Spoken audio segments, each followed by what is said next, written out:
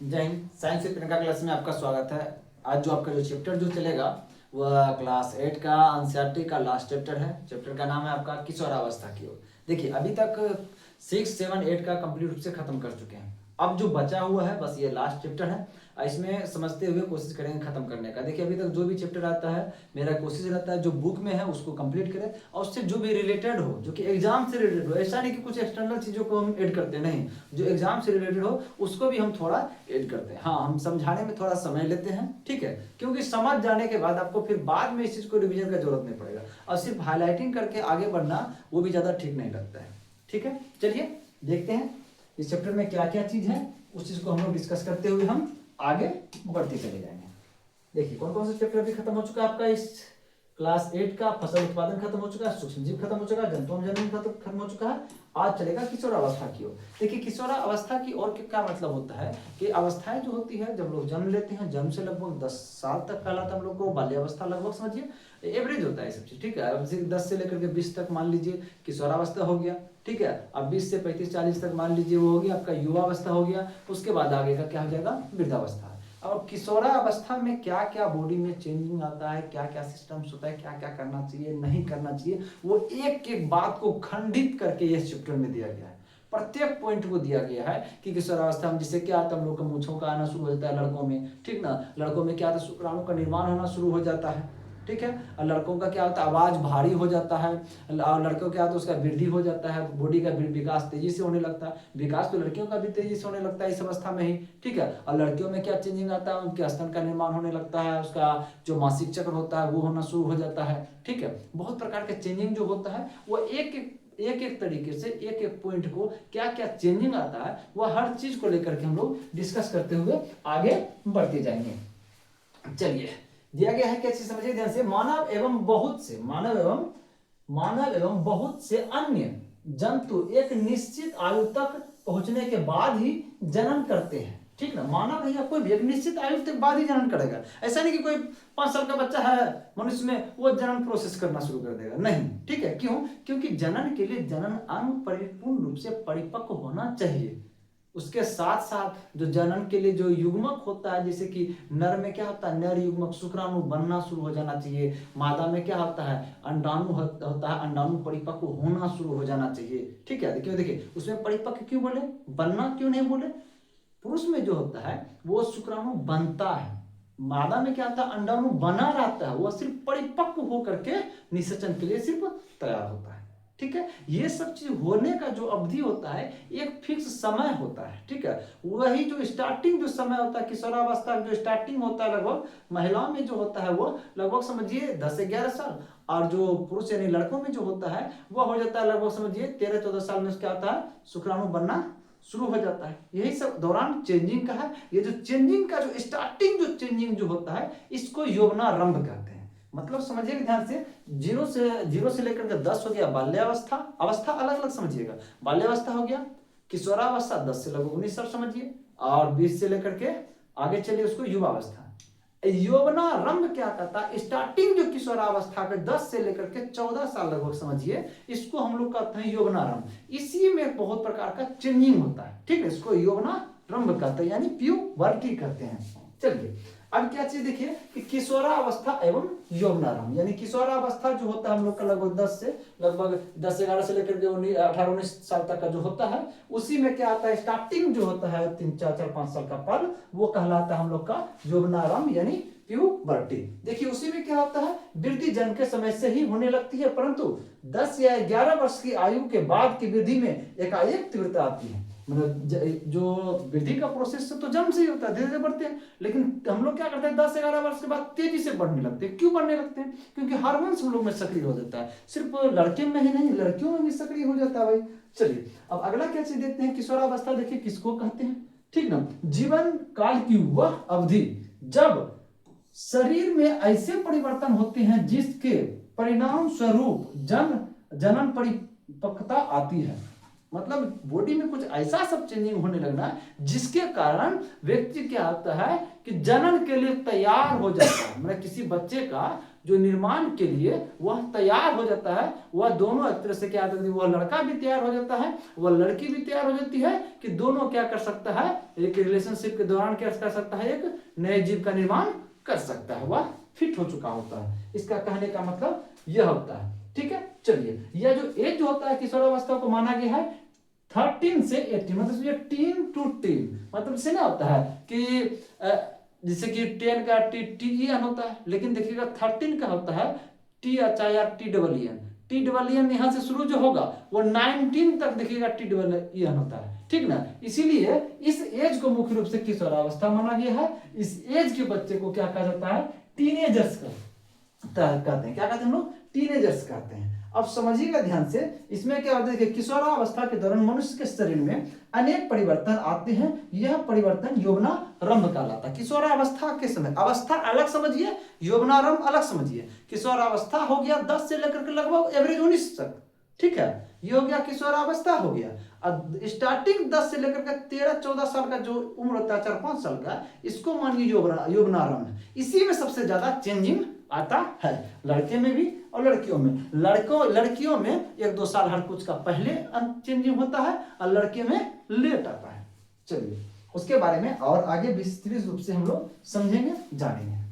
चलिए क्या क्या चीज है, देखिए कि यौवनारंभ में होने वाले परिवर्तन, यानी यौवनारंभ जो हुआ 10 से 14 साल में जो परिवर्तन जो होगा यौवनारंभ में क्या क्या परिवर्तन होता है, उस चीज को हम लोग समझेंगे।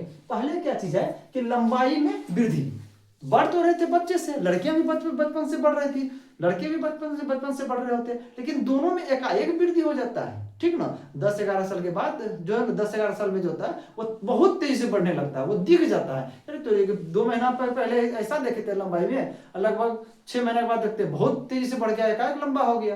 तो वही जो चेंजिंग एकाएक जो लंबा हो गया वो किसका इफेक्ट रहता है, यौवनारंभ का। क्यों होता है, क्योंकि इसमें जो हार्मोन जो होता है वो हार्मोन्स कार्य करता है बहुत ज्यादा रूप से। कौन कौन हार्मोन काम कर जाता है भाई, टेस्टोस्टेरोन काम करता है, टेस्टोस्टेरोन काम कर जाता है, और क्या कौन करता है आपका, ग्रोथ हार्मोन, यानी एक तरह से समझ लीजिए कि वृद्धि हार्मोन कह सकते हैं। क्या कहते हैं उसको हम, वृद्धि हार्मोन कह सकते हैं। यही हार्मोन क्या करता है, आपके बॉडी को, आपके जो है ना बॉडी के शेप को, आकार मतलब लंबाई बढ़ाने का काम करता है। यही वृद्धि हार्मोन कम हो जाएगा तो आप क्या हो जाइएगा, बौना हो जाइएगा, यानी नाटा हो जाइएगा, ठीक है, आपका हाइट कम रह जाएगा। ठीक है, चलिए अब इस बात को लेकर के यहाँ पे चार्ट बनाया गया है, उसमें दर्शाया गया है कि अगर यदि कोई व्यक्ति बचपन में 8-9 साल में इतना लंबा होगा तो उसका आप अंदाजा लगा सकते हैं कि बड़ा होने के बाद मैक्सिमम कितना लंबा तक जा सकता है। एवरेज, कंफर्म नहीं, एवरेज इसलिए कहा जाता है कि प्रत्येक बॉडी में हार्मोन का लेवल अलग अलग होता है, ठीक है। ऐसा नहीं कि सबका हार्मोन्स का लेवल फिक्स होता है, नहीं, सबका हार्मोन्स का लेवल अलग अलग होता है, उनके फिटनेस पर निर्भर करता है, ठीक है। चलिए एवरेज माना जाता है, कहा जाता है कि एवरेज की लगभग 8 साल यदि कोई लड़का का उम्र हुआ है तो अपने हाइट का लगभग 72% बढ़ चुका है। जितना उसको जीवन में बढ़ना चाहिए हाइट, उसका लगभग 8 वर्ष की उम्र में वो 72% बढ़ चुका होता है। वही लड़की, जितना लड़की को बढ़ना चाहिए, उस लड़की को जो वह लड़की अपने हाइट का जीवन में जितना बढ़ना चाहिए उसका 77% बढ़ चुकी होती है 8 वर्ष में। आपको नहीं लग रहा कि लड़की पहले बढ़ रही है, लड़का 72% अपन हाइट का बढ़ा है, लड़की 77% बढ़ चुकी है। देखिएगा यहाँ पे लगभग लड़की जो है 16 वर्ष में लगभग क्या हो गई है, लड़की का देखिए हाइट लगभग 99.5%, लगभग 100% अपना हाइट का बढ़ चुकी है 16 साल में। और लड़का देखिए 100% कितना में बढ़ रहा है, लगभग 17 साल में लगभग 99 जा रहा है। अब गाना भी सुने होंगे, तुम 16 वर्ष की मैं 17 वर्ष का। इसका मतलब देखिए हर चीज में देखिए लड़की के एज को कम क्यों किया जाता है, इसलिए किया जाता है क्योंकि उसमें हार्मोनल चेंजिंग पहले आता है, ठीक है, और उसमें वृद्धि विकास हर कुछ में वो पहले होना शुरू हो जाता है, ठीक है। ऐसा नहीं कि भगवान का कोई वरदान नहीं है, उसमें केमिकल रिएक्शंस में पहले होना शुरू हो जाता है, हार्मोनल गतिविधि जो होता है पहले होना शुरू हो जाता है, इसी वजह से उसमें सब कुछ पहले होता है। अब हमको पता करना है कि कोई बच्चा है जो कि 9 वर्ष का है और उसका हाइट अभी 9 वर्ष में हाइट उसका है 120 सेंटीमीटर अभी है। हमको पता करना है बच्चा बड़ा होकर के कितना लंबा होगा, तो उसका एक सूत्र दिया गया है कि वर्तमान उसका लंबाई कितना है बताइए, तो वर्तमान 120 सेंटीमीटर है। उसके बाद उसका जो उम्र है, जैसे 9 वर्ष है तो ये कौन लड़का है लड़की है, ये लड़का है, तो लड़का है तो लड़का का 9 वर्ष में लड़का कितना परसेंट बढ़ता है, तो लड़का 9 वर्ष में अपना 75% बढ़ता है। तो जो जितना परसेंट 9 वर्ष में बढ़ेगा, जितना जितना वर्ष में जितना परसेंट बढ़ता है जो, उसको बटे में रखिए नीचे, यानी 120 बार हो गया 75 और गुना कर दीजिए 100, कितना हो गया 160 सेंटीमीटर। इसका मतलब हो गया कोई लड़का 9 वर्ष का है, ठीक ना, और उसका हाइट उस समय 120 सेंटीमीटर है, तो वो लड़का अपने लाइफ में लगभग मैक्सिमम वो 160 सेंटीमीटर तक बढ़ेगा। इस तरह से कोई बच्चा का आप जांच कर सकते हैं, घर में परिवार में जिसका भी हो, इस सूत्र से आप जांच सकते हैं। चलिए अगला क्या चीज है, ये जो बच्ची बोल रही है कि मैं चिंतित हूं, यद्यपि मैं लंबी हो गई हूं, परंतु शरीर की तुलना में मेरा चेहरा छोटा है। हाँ ठीक है, मैं तो इस बात से बढ़ तो गए हम, लेकिन इस बात से चिंता कि मेरा शरीर की तुलना में मुंह छोटा है। अक्सर देखिएगा शरीर छोटा रहेगा, मुंह क्या हो जाएगा, बड़ा हो जाएगा। अक्सर देखिएगा कि शरीर जो है ना सब कुछ ठीक है, उसका नाक क्या हो जाएगा, वो बड़ा हो जाता है। वो ऐसा चेंजिंग बॉडी में आता है। कुछ अंग क्या होता है, विशेष बढ़ जाता है, कुछ अंग क्या होता है, उतना ग्रोथ नहीं कर पाता है। ऐसा चेंजिंग होता है, समरूप से बढ़ना चाहिए लेकिन उस प्रकार नहीं बढ़ पाता है। चलिए एक चेंजिंग समझ गया आप लोग, हाइट को लेकर के क्या क्या चेंजिंग होता है। लड़के और लड़कियों में, लड़कियों का हाइट जो होता है पहले तेजी से बढ़ना शुरू हो जाता है, और लड़कों का हाइट थोड़ा लड़कियों की तुलना में लेट से बढ़ना शुरू होता है। चलिए शारीरिक आकृति में परिवर्तन, वो तो हाइट का था, आकृति मतलब शेप में परिवर्तन। शेप में परिवर्तन क्या होता है, जो लड़का होता है, लड़का का जो कंधा जो होता है ना फैल कर चौड़ा हो जाता है। जो कंधा जो है ये फैल करके क्या हो जाएगा, ये चौड़ा हो जाएगा, ठीक है। और लड़का का जो बॉडी से जो मांसपेशी जो होता है वो सब क्या होता है, गठीला हो जाता है, एकदम नहीं कहता बॉडी बिल्डर टाइप का लगेगा देखने में, ठीक है, हल्का। तो उसका क्या होता है, कंधा और मांसपेशी क्या होता है, वो मजबूत हो जाता है, गठीला हो जाता है, ठीक है। लड़के के शेप में, आकृति में ये चेंजिंग आता है। लड़की के आकृति में क्या चेंज आता है कि लड़कियों में कमर का निचला भाग चौड़ा हो जाता है। लड़कियों के कमर का जो निचला भाग होता है वह चौड़ा हो जाता है। कहने का उसका मतलब यह हो जाता है कि जैसे देखिए कोई भी लड़की है, ठीक है, समझिएगा ध्यान से, ठीक है, ठीक है, जैसे कि कोई लड़की है, ठीक है, जैसे कि ये कमर हो गया, कमर का निचला भाग, ये जो पॉइंट जो होता है,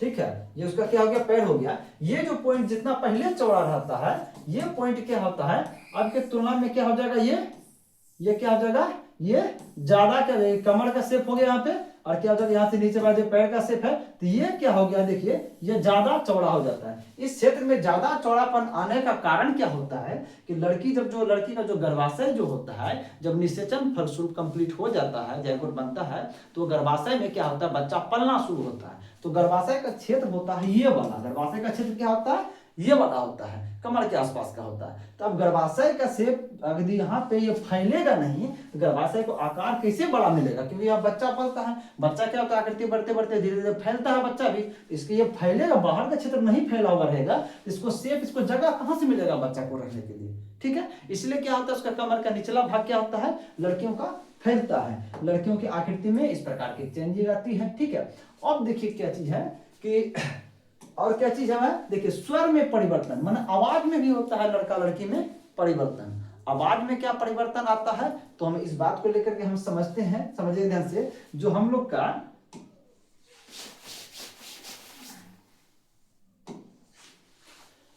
चलिए हम लोग समझते हैं, देखिए ध्यान से, हम लोग जो भोजन जो ग्रहण करते हैं, यहां से दो नली निकलता है। एक को कहते हैं हम लोग ग्रास नली यानी इसोफेगस कहते हैं, उससे भोजन जाता है।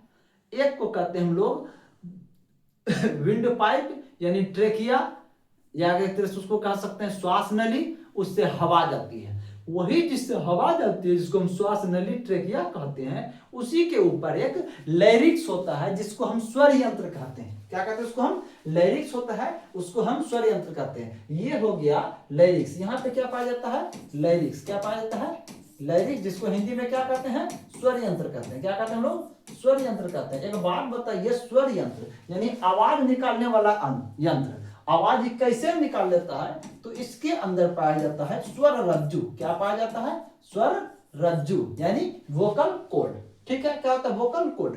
ये स्वर रज्जु जो होता है, जो पोलोथीन होता है उससे भी बहुत ज्यादा महीन महीन पतला पतला परत में होता है। आप जानते हैं कि ध्वनि तभी उत्पन्न होगा जब कंपन होगा। वही स्वर रज्जु जो होता है वो कंपन होता है, जिसके कारण से क्या था, हम जो बोल पा रहे हैं उसी के कंपन के कारण से। जिस दिन वो कंपन करना बंद कर जाएगा, हम गूंगे हो जाएंगे, कोई भी व्यक्ति नहीं बोल पाएगा, ठीक है।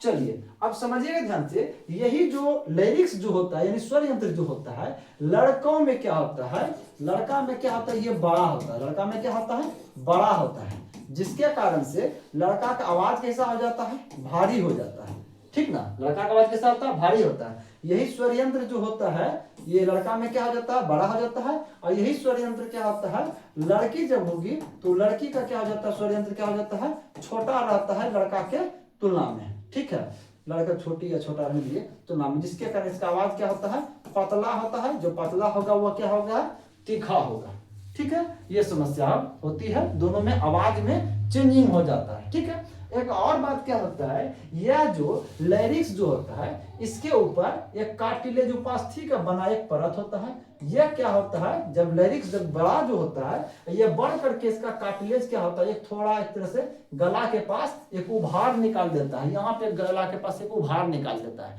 जिसको हम लोग कहते हैं एडम्स एप्पल। क्या कहते हैं इसको हम, एडम्स एप्पल, ठीक है। चलिए इसको क्या कहते हैं हम लोग, एडम्स एप्पल कहते हैं। चलिए आइए, लड़कियों में यह नहीं होता है। अगला क्या चीज है कि अगला क्या चीज चेंजिंग है उस चीज को आप समझिएगा। अगला क्या चीज है कि स्वेद एवं, देखिए स्वेद एवं तेलीय ग्रंथि की क्रियाशीलता में वृद्धि। स्वेद मतलब क्या होता है, पसीना, और ग्रंथि मतलब क्या होता है कि जिसका ग्रंथि है वही चीज को निकालेगा। जो स्वेद ग्रंथि है ना, तो स्वेद मतलब होता है पसीना, यानी उस ग्रंथि से क्या होता है, पसीना निकलेगा। ग्रंथि का मतलब होता है तरल पदार्थ को निकालने वाला, ठीक है। ग्रंथि मतलब क्या होता है, तरल पदार्थ को निकालने वाला एक जगह होता है। वहां से जो श्वेत ग्रंथि जो होता है वो कौन सा तरल पदार्थ को निकालेगा, वो पसीना को निकालेगा। जब आपका यौवनारंभ शुरू होगा 10-11 से लगभग एज होगा, उसके बाद के एज में लगभग क्या हो जाएगा, धीरे धीरे आपका पसीना तेज होने लगेगा। उससे क्या फायदा होता है, आपके शरीर के अंदर की जो गंदगी जो होती है, बाद में नमक की मात्रा अधिक हो जाती है, ठीक ना, वो सब क्या होता है, और सब कुछ जो गंदगी होती है या पानी की मात्रा अधिक हो गई है बॉडी में, जो शरीर के लिए फायदेमंद चीज नहीं होता, वो बहुत कुछ क्या होता है, पसीना के माध्यम से क्या होता है, बॉडी से वो बाहर निकलना शुरू हो जाता है। ये लड़का लड़की दोनों में चेंजिंग आती है। और क्या चीज होता है कि तेलीय ग्रंथि की क्रियाशीलता में वृद्धि। तेल ग्रंथि क्या करता है कि तेल पदार्थ को क्या करता है, आपके त्वचा पे स्रावित करता है। इसकी मात्रा कम मात्रा में रहेगा ना, अगर दी मतलब ज्यादा भी नहीं, एक लिमिट मात्रा में अगर तेल पदार्थ आपके त्वचा पे रहेगा तो वो क्या करेगा, आपके त्वचा के अंदर के नमी को बनाए रखेगा, जिसके कारण क्या हो जाएगा, नहीं बोलते कि आपका त्वचा रूखा नहीं होगा, झुर्री टाइप्स का नहीं होगा, त्वचा में मॉइस्चराइज बना रहेगा। और उसमें क्या चीज हो जाता है कि आपको जो त्वचा जो ग्लो जिससे देखिएगा किसी का करता है, नेचुरली ग्लो जिसको करते हैं, वही आपके त्वचा में क्या हो जाएगा, नेचुरली ग्लो होगा। लेकिन यही एक और समस्या, इस त्वचा में एक और समस्या होने का डर होता है कि जैसे ही तेल ग्रंथि से जो तेल ज्यादा स्रावित होने लगेगा, ज्यादा होने लगेगा, तो फिर आपको क्या हो जाएगा, फोड़ा फुंसी जो त्वचा में देखिएगा सब होने लगता है, वो सब देखिएगा बहुत का देखिएगा, 16-17 साल के एज का लड़का लड़की रहेगा, पूरा दाग दाग हो जाएगा, पूरा घाव की तरह दिखने लगता है, पूरा घाव की तरह, ठीक है। तो वो जो हो जाता है वो कैसी त्वचा में होता है, जो तेलीय त्वचा ज्यादा हो जाए, ठीक ना, तो उसमें ये समस्या आती है, ठीक है। ये समस्याएं लड़का लड़की दोनों में होने का चांस रहता है। ये पसीने वाले भी बात जो होता है लड़का लड़की दोनों में होता है। अब देखिए जनन अंगों का विकास। जनन अंग किसको कहते हैं, जनन अंग उसको कहते हैं वह अंग जो जनन प्रोसेस यानी किसी बच्चे के निर्माण प्रोसेस में भाग लेता है, उसको हम लोग क्या कहते हैं, जनन अंग कहते हैं। अब समझिए, देखिए जनन अंग कौन कौन से हैं, चलिए इसको हम बताते हैं, एक फिगर लाते हैं, इसमें हम समझाते हैं पूरा।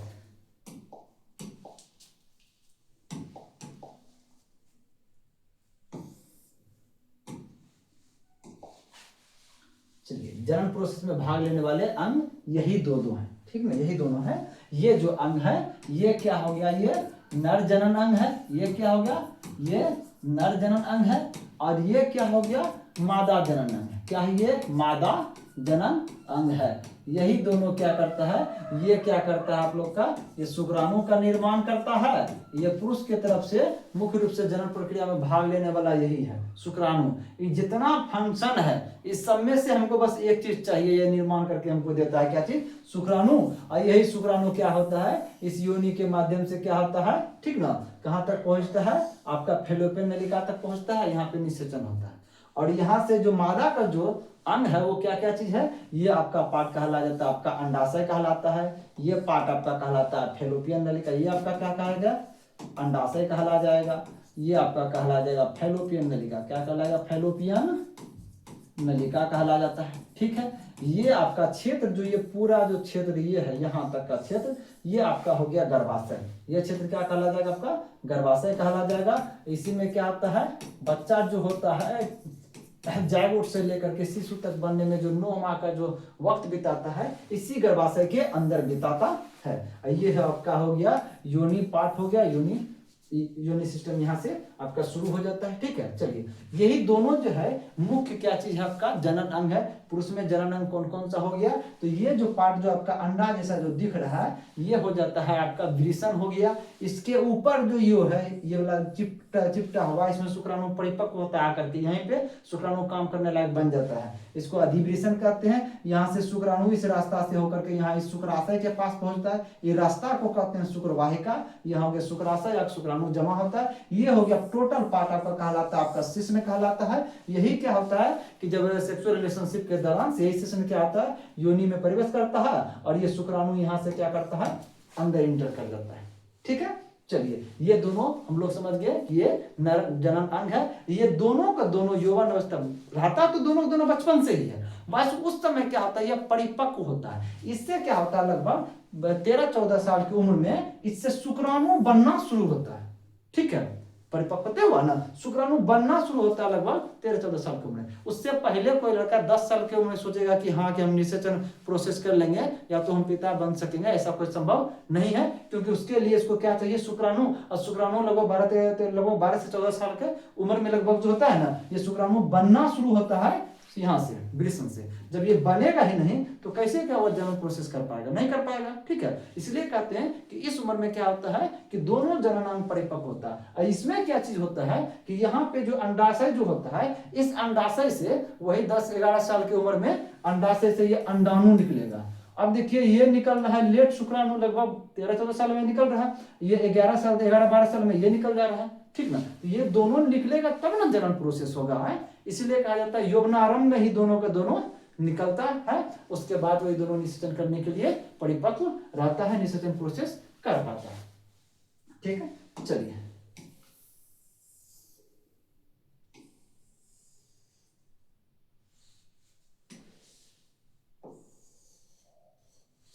अब क्या चीज बचा है, हाँ, मानसिक बुद्धि एवं संवेदनात्मक परिपक्वता प्राप्त होना। धीरे धीरे लोग, बच्चे जो होते हैं लगभग परिपक्व यौवनावस्था आते आते बच्चा क्या होता है, धीरे धीरे परिपक्व हो जाता है। वो सोचने समझने लगता है क्या क्या चीज है, कैसे क्या करना है, क्या नहीं करना है, किस प्रकार से बैठना है, किस प्रकार से चलना है, गुड टच क्या होता है, बैड टच क्या होता है। कोई बात को लेकर के हमको सोचने में समय लगेगा, ऐसे करना वैसे करना। और उससे पहले बच्चा सबको देखिएगा कुछ किसी चीज का डर उड़ने लगेगा, उसको पता ही नहीं कि सांप है, वो काटेगा तो बिग लगेगा, उसको कुछ पता नहीं है। ठीक है, मतलब बहुत भौगोलिक चीजों को समझता है, जानता है, उससे लेकर के खुद को बचाना चाहता है, किसी भी चीज को लेकर के करना चाहता है, उसके पास ये परिपक्वता आते जाती है। गौण लैंगिक लक्षण, अब समझिएगा ध्यान से, गौण लैंगिक लक्षण मतलब क्या होता है, यह बतलाता है कि कौन लड़का है कौन लड़की है। आप देख करके कैसे पहचान पाइएगा कि कौन लड़का है कौन लड़की है, इस चीज को लेकर के ये दायित्व, इसका जिम्मेदारी होता है। चलिए देखिए ये लक्षण, देखिए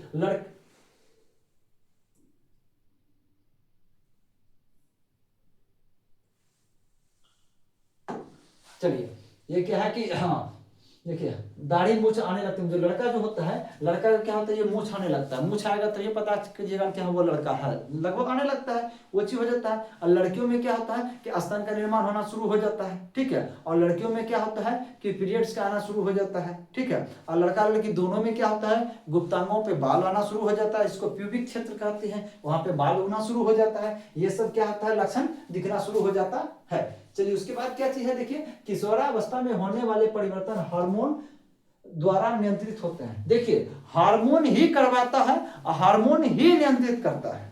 ठीक ना, कि कहां कहां बाल उगेगा इसका नियंत्रण हार्मोन ही करता है। हम लोग का ये जैसे लड़कियों का त्वचा पे, उसका चेहरे पे देखिए बाल नहीं उगता है, नहीं उगेगा, उसका नियंत्रण कौन करता है?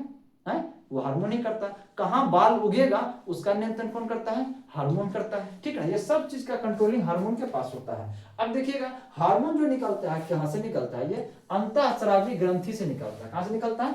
अंतःस्रावी ग्रंथि से निकलता है। दो प्रकार की ग्रंथि होती है। ग्रंथि का मतलब होता है द्रव पदार्थ को निकलना। एक होता है बहिर्स्रावी ग्रंथि होता है, एक होता है अंतःस्रावी ग्रंथि होता है, ठीक है। तो अंतःस्रावी ग्रंथि क्या करता है? वो अपना रस निकाल करके डायरेक्ट ब्लड में डाल देगा। अब बहिर्स्रावी ग्रंथि होता है वो अपना रस निकाल करके क्या करेगा? पाइप में डाल देगा। पाइप के थ्रू अपना रस को एक स्थान से दूसरे स्थान लेके जाएगा और ये निकाल करके ब्लड में डायरेक्ट डाल देता है, ठीक है। अब अंतःस्रावी ग्रंथि में क्या, देखिए क्या करता है, समझिए ध्यान से। चलिए हाँ, उसके बाद देखिए कि अथवा अंतःस्रावी ग्रंथि तंत्र द्वारा स्रावित किए जाते हैं। देखिए यौवनारंभ के साथ ही वृषण पौरुष हार्मोन अथवा टेस्टोस्टेरोन का स्रावन प्रारंभ कर देता है। हम आपको बताए थे कि यौवनारंभ जैसे शुरू हो जाता है, 12 से 14 साल के एवरेज लगभग उम्र होता है, तो लड़का में क्या होता है? जो वृषण जो होता है, वृषण एक प्रकार क्या है? वह ग्रंथि है और वह क्या हुआ? एक अंतःस्रावी ग्रंथि है। वह अपना हार्मोन क्या करता है? कौन सा हार्मोन निकाला था? वह टेस्टोस्टेरोन हार्मोन। कौन सा हार्मोन निकालता है? वह टेस्टोस्टेरोन हार्मोन। देखिए ना, टेस्टोस्टेरोन हार्मोन, यह हार्मोन वो क्या करता है? निर्माण करना शुरू कर देता है। मतलब देखिए निर्माण करना तो पहले से, टेस्टोस्टेरोन हार्मोन पहले से उसका जन्म से बनते रहता है, लेकिन उसमें ज्यादा तेजी से गति रूप में क्या होता है? बनना शुरू होता है, अधिक मात्रा में बनना शुरू हो जाता है, ठीक ना। चलिए उसके बाद देखिए यह लड़कों में परिवर्तन का कारक होता है। यही होता है जो कि लड़कों में परिवर्तन लाता है। वो उसके अंदर सेक्सुअलिटी का जो लक्षण आता है, लड़कियों प्रति आकर्षण होता है, यही टेस्टोस्टेरोन करवाता है। ये जो मूछ जो होता है यही टेस्टोस्टेरोन करवाता है, ठीक ना। उसके जो बॉडी बिल्डर सब जो उसका जो बॉडी देखिएगा आप, जो ना 6 पैक 8 पैक वो सब चीज जो भी होता है, वो सब चीज में सहायक क्या होता है आपका? यह टेस्टोस्टेरोन होता है, ठीक ना। बहुत तरह का इसमें जो लक्षण होता है उसमें प्रकट होता है इसके द्वारा। चलिए उसी प्रकार जिस प्रकार से टेस्टोस्टेरोन जो है ये साबित करता है कि आप लड़का हो, उसी प्रकार से महिलाओं में जो होता है, जो अंडाशय जो होता है, ठीक ना, अंडाशय से एक हार्मोन निकलता है जिसको हम लोग क्या कहते हैं? Estrogen hormone. क्या निकलता है? एक एस्ट्रोजन हार्मोन निकलता है। वह हार्मोन जो होता है महिलाओं को साबित करती है कि वह महिला है। वही एस्ट्रोजन हार्मोन क्या करता है? उसमें जो मासिक चक्र जो होता है, मासिक चक्र करवाने के लिए जिम्मेदार होता है। वही एस्ट्रोजन हार्मोन जब कम जाता है, लगभग कम जाएगा, तो मासिक चक्र महिलाओं को होना बंद हो जाता है, ठीक है। चलिए उस चीज के बारे में भी हम बताएंगे इस बात को लेकर के। हाँ, जितना भी देखिए जितना भी हार्मोन्स है, जितना भी अंतःस्रावी ग्रंथि है, ठीक ना, वह सभी ग्रंथि को कंट्रोल करने का काम करता है पीयूष ग्रंथि, ठीक ना। इसको हम क्या कहते हैं? मास्टर ग्रंथि कहते हैं, पिट्यूटरी ग्रंथि कहते हैं, ठीक है। वही कंट्रोलिंग करने का काम करता है सभी ग्रंथि को। अब वृषण भी क्या, जो नर का जो अंग है वृषण, जो कि टेस्टोस्टेरोन हार्मोन निकल रहा था, इसको भी कौन कंट्रोल करता है? पीयूष ग्रंथि। मादा में जो था अंडाशय से जो निकल रहा था, जो अंडाशय ग्रंथि जो है उससे जो एस्ट्रोजन निकल रहा था, उसको भी कंट्रोल कौन करता है? पीयूष ग्रंथि। जितना भी ग्रंथि विभिन्न प्रकार की ग्रंथि है उसके बारे में बाद में भी चर्चा करेंगे। अभी तत्काल में 2 चर्चा कर रहे हैं। पुरुष में पाए जाने वाला ग्रंथि वो वृषण हो गया, मादा में पाए जाने वाला ग्रंथि अंडाशय हो गया, ठीक ना। ये दोनों को भी कंट्रोल करने का काम कौन करता है? आपका यही करता है, पीयूष ग्रंथि करता है, यानी पिट्यूटरी ग्रंथि करता है। एग्जाम से पूछता है पुरुष हार्मोन कौन सा है? टेस्टोस्टेरोन है। मादा हार्मोन कौन सा है? आपका एस्ट्रोजन है। और बहुत है, विभिन्न प्रकार का मादा हार्मोन अभी भी है, प्रोजेस्टेरोन है, उसके बाद प्रोलैक्टिन हार्मोन्स है, ठीक है। आगे पढ़ेंगे, अभी तो आगे बढ़ते जाना। अभी जो है बुक में इसमें दिया गया है उसको लेकर के चलते चलना, ठीक ना। जनन प्रक्रिया प्रारंभ करने में हार्मोन की भूमिका, जो जनन का जो प्रोसेस जो होता है उसको चालू करने में हार्मोन का क्या भूमिका है हम बता चुके हैं। लगता है हमको दोबारा एक ही बात का रिपीटेशन करना होगा। चलिए एक ही बार हम आपको समझा दे रहे हैं। देखिए जो आपका जो पीयूष ग्रंथि है, ठीक ना, पीयूष ग्रंथि हो गया, या इसको क्या कह सकते हैं? मास्टर ग्रंथि की, पिट्यूटरी ग्रंथि की है। ये ग्रंथि सभी ग्रंथि को कंट्रोल करता है। अभी हम वर्तमान में हम जो लैंगिक ग्रंथि जो है, ठीक ना, हम उसके बारे में जानते हैं उसको कैसे कंट्रोल करता है। ये पीयूष ग्रंथि क्या करता है कि अपना जो होता है हार्मोन को स्राव करता है। क्या करता है? अपना हार्मोन को किसमें डाल देता है? रक्त में डाल देता है। रक्त में क्या करता है? ये अपना हार्मोन डाल देता है, अपना हार्मोन डालता है। यह हार्मोन क्या करेगा? जो हम लोग का जो नर जनन ग्रंथि जो है कौन कौन है? 2 गो है, ठीक ना। एक है जो नर के तरफ से कौन है, वृषण है, नर की तरफ से कौन से है, वृषण है, और जो है मादा के तरफ से है कौन है आपका, अंडाशय है, कौन है आपका, अंडाशय है, ठीक ना। यह जो वृषण जो होता है,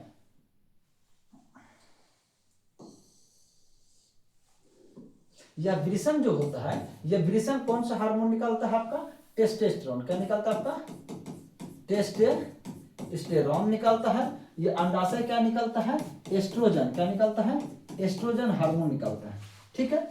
अब देखिए ये हार्मोन निकलेगा, ये जितना भी कहीं भी कोई भी हार्मोन जाएगा तो ब्लड के थ्रू एक स्थान से दूसरे स्थान तक जाएगा, अपने टारगेट के पास जाएगा। अब वृषण से निकला टेस्टोस्टेरोन, इसका क्या क्या काम है, एक काम है शुक्राणु बनाना, एक काम क्या है, शुक्राणु बनाना। ये शुक्राणु बनता कहाँ है, वृषण में ही बनता है, ठीक है। तो ये हार्मोन जो है वृषण से निकला जो टेस्टोस्टेरोन हार्मोन है, ये करता है शुक्राणु बनाने का काम। तो अब खुद ही ये टेस्टोस्टेरोन वृषण में है, और शुक्राणु भी कहाँ बन रहा है, वृषण में बन रहा है। तो इस टेस्टोस्टेरोन का काम आसान है, यही इस काम कर जाता है। इसका एक और काम है कि क्या होता है कि मूछ का निर्माण करना। क्या चीज हो गया, मूछ का निर्माण करना। अब इस टेस्टोस्टेरोन को मूछ का निर्माण करने के लिए कहाँ आना पड़ेगा, वृषण से क्या होगा, ब्लड के थ्रू आना पड़ेगा मूछ के पास, यहाँ दाढ़ी के पास, यहाँ मूछ और दाढ़ी का निर्माण करवाने के लिए, ठीक है। माना कि यह हार्मोन क्या होता है, अपने लक्ष्य के पास क्या होता है, ब्लड के थ्रू क्या करता है, पहुंचता है। हमको कहाँ कहाँ क्या काम है, सबका बांटा गया, वहां क्या काम यह करता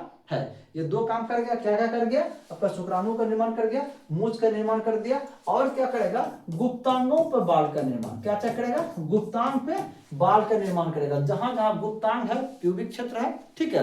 प्यूबिक क्षेत्र उसको कहते हैं नर जनन अंग के ऊपरी जो हिस्सा होता है, जहाँ पे क्या होता है, वहां पे बाल उत्पन्न होते हैं, उसको हम लोग कहते हैं प्यूबिक क्षेत्र कहते हैं। वहां पे आकर के क्या करेगा, यह बाल को उत्पन्न करवाएगा। कौन आपका, यह टेस्टोस्टेरोन अलग अलग जाके घूम घूम के क्या करता है, यह क्या ऐसा ऐसा कार्य करेगा। यही टेस्टोस्टेरोन आकर के क्या चीज करेगा, आपका जो है जो बाइसेप्स जो होता है, कंधा जो चौड़ा होता है लड़कों में, ये करवाने का काम करेगा। हर जगह घूम घूम के अपने लक्ष्य के पास जाकर काम करेगा। अब आते हैं हम एस्ट्रोजन को लेकर के। एस्ट्रोजन क्या चीज करता है भाई, एस्ट्रोजन जो मासिक चक्र जो होता है, मादा में जो मासिक चक्र होता है, ठीक है, तो मासिक चक्र को क्या करता है, ये नियंत्रित करने का काम करता है।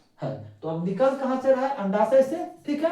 और मासिक चक्र जो होता है, यह कहां के नियंत्रित करेगा, एक तरह से ये गर्भाशय के पास यह कार्य करता है, यानी मासिक चक्र को यह करता है, शुरू करवाता है। अब यदि इसकी मात्रा कम हो जाएगी तो मासिक चक्र होना बंद हो जाएगा, ठीक है। अब देखिए लगभग यही सब चीज को लेकर के चर्चा किया है, वही बात को हम रिपीट अभी देखिएगा, सिर्फ रिपीटेशन होगा उस बात का।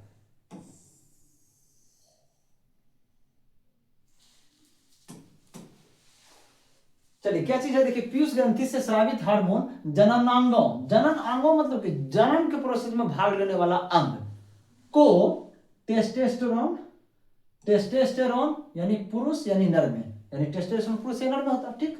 एस्ट्रोजन स्त्रियों में स्रावित करने के लिए उद्दीपित करता है, उद्दीपित करता है यानी हाँ हार्मोन स्रावित करो, दोनों को कहता है हार्मोन स्रावित करो। उसके बाद रुधिर में प्रवाह, रुधिर प्रवाह में स्रावित किया जाता है, हार्मोन को रक्त में डाल दिया जाता है। उसके बाद तथा शरीर के विभिन्न भागों लक्ष्यों तक पहुंचता है। वो हार्मोन जहां जहां इसका जो हार्मोन का काम है, वो हार्मोन वहां जाकर अपना अपना काम करता है, ठीक है। यौवनारंभ के समय शरीर में परिवर्तन को उद्दीपन, यौवनारंभ के समय जो शरीर में परिवर्तन आ रहा है, बाल का उगना हो जा रहा है, शुक्राणु का निर्माण हो रहा है, अंडाणु का निर्माण कर रहा है, स्तनों का निर्माण कर रहा है, अपने अपने जगह पर जाकर स्तन का निर्माण करवाना है, तो एस्ट्रोजन जाके क्या करेगा, स्तन क्षेत्र में जाएगा, सीने क्षेत्र में जाएगा, वहां जाकर स्तन का निर्माण करेगा, अपने अपने क्षेत्र में जाकर अपना काम करेगा। चलिए उसके बाद अब क्या चीज कहती है कि पहली बुझो, अब समझ गए हैं कि यौवनारंभ व्यक्ति में जनन अवधि का प्रारंभ है, यानी यौवनारंभ मतलब क्या हो गया कि यौवनारंभ जो 10 से 14 साल का जो स्टार्टिंग है, यह जनन जो शक्ति होता है वह प्राप्त करने का एक प्रारंभ अवस्था है, उसका कहने का मतलब यह है। उसके बाद ये बोलती है कि जो है, परंतु वे जानना चाहते हैं कि क्या जनन काल एक बार प्रारंभ होने के बाद जीवन पर्यंत तक चलता रहता है या कभी समाप्त नहीं होता है। यानी जनन काल, यानी जो जनन का जो अवस्था होता समय होता है, वो जीवन भर वो जनन प्रोसेस में भाग ले सकता है क्या, लेकिन ऐसा बात नहीं है इसमें। लगभग समझिए, देखिए जो महिलाएं जो होती है लगभग 45 से 50 साल तक जनन प्रोसेस में वो भाग ले सकती है, ठीक है। अब पुरुष का उससे ज्यादा हो सकता है, 60 तक भी जा सकता है, ठीक है। उसका चलिए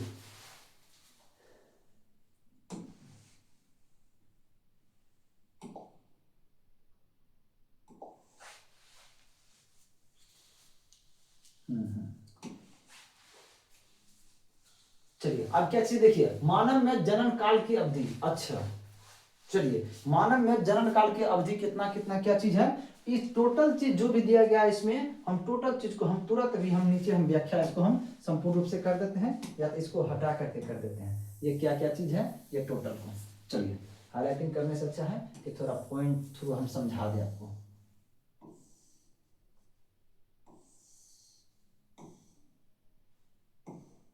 देखिए सबसे पहली बात नॉर्मली आप समझिएगा ध्यान से, जो भी नर होता है, नर से शुक्राणु निकलता है, ठीक है।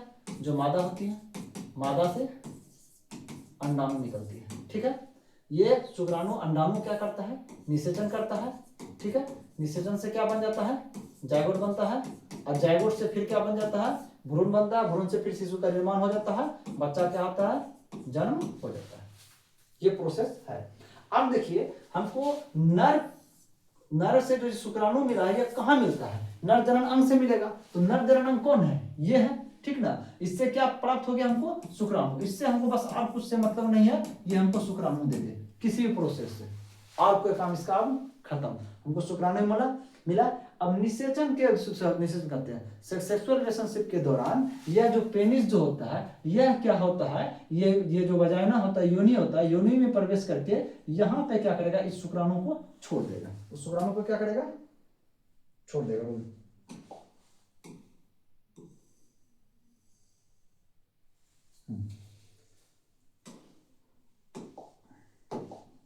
ठीक है। अब यहाँ जो शुक्राणु आएगा ना, ये शुक्राणु इस रास्ते से हो गया आपका गर्भाशय होते हुए यहां तक आके रुकेगा। ये कौन सा हो गया आपका, फेलोपियन ट्यूब।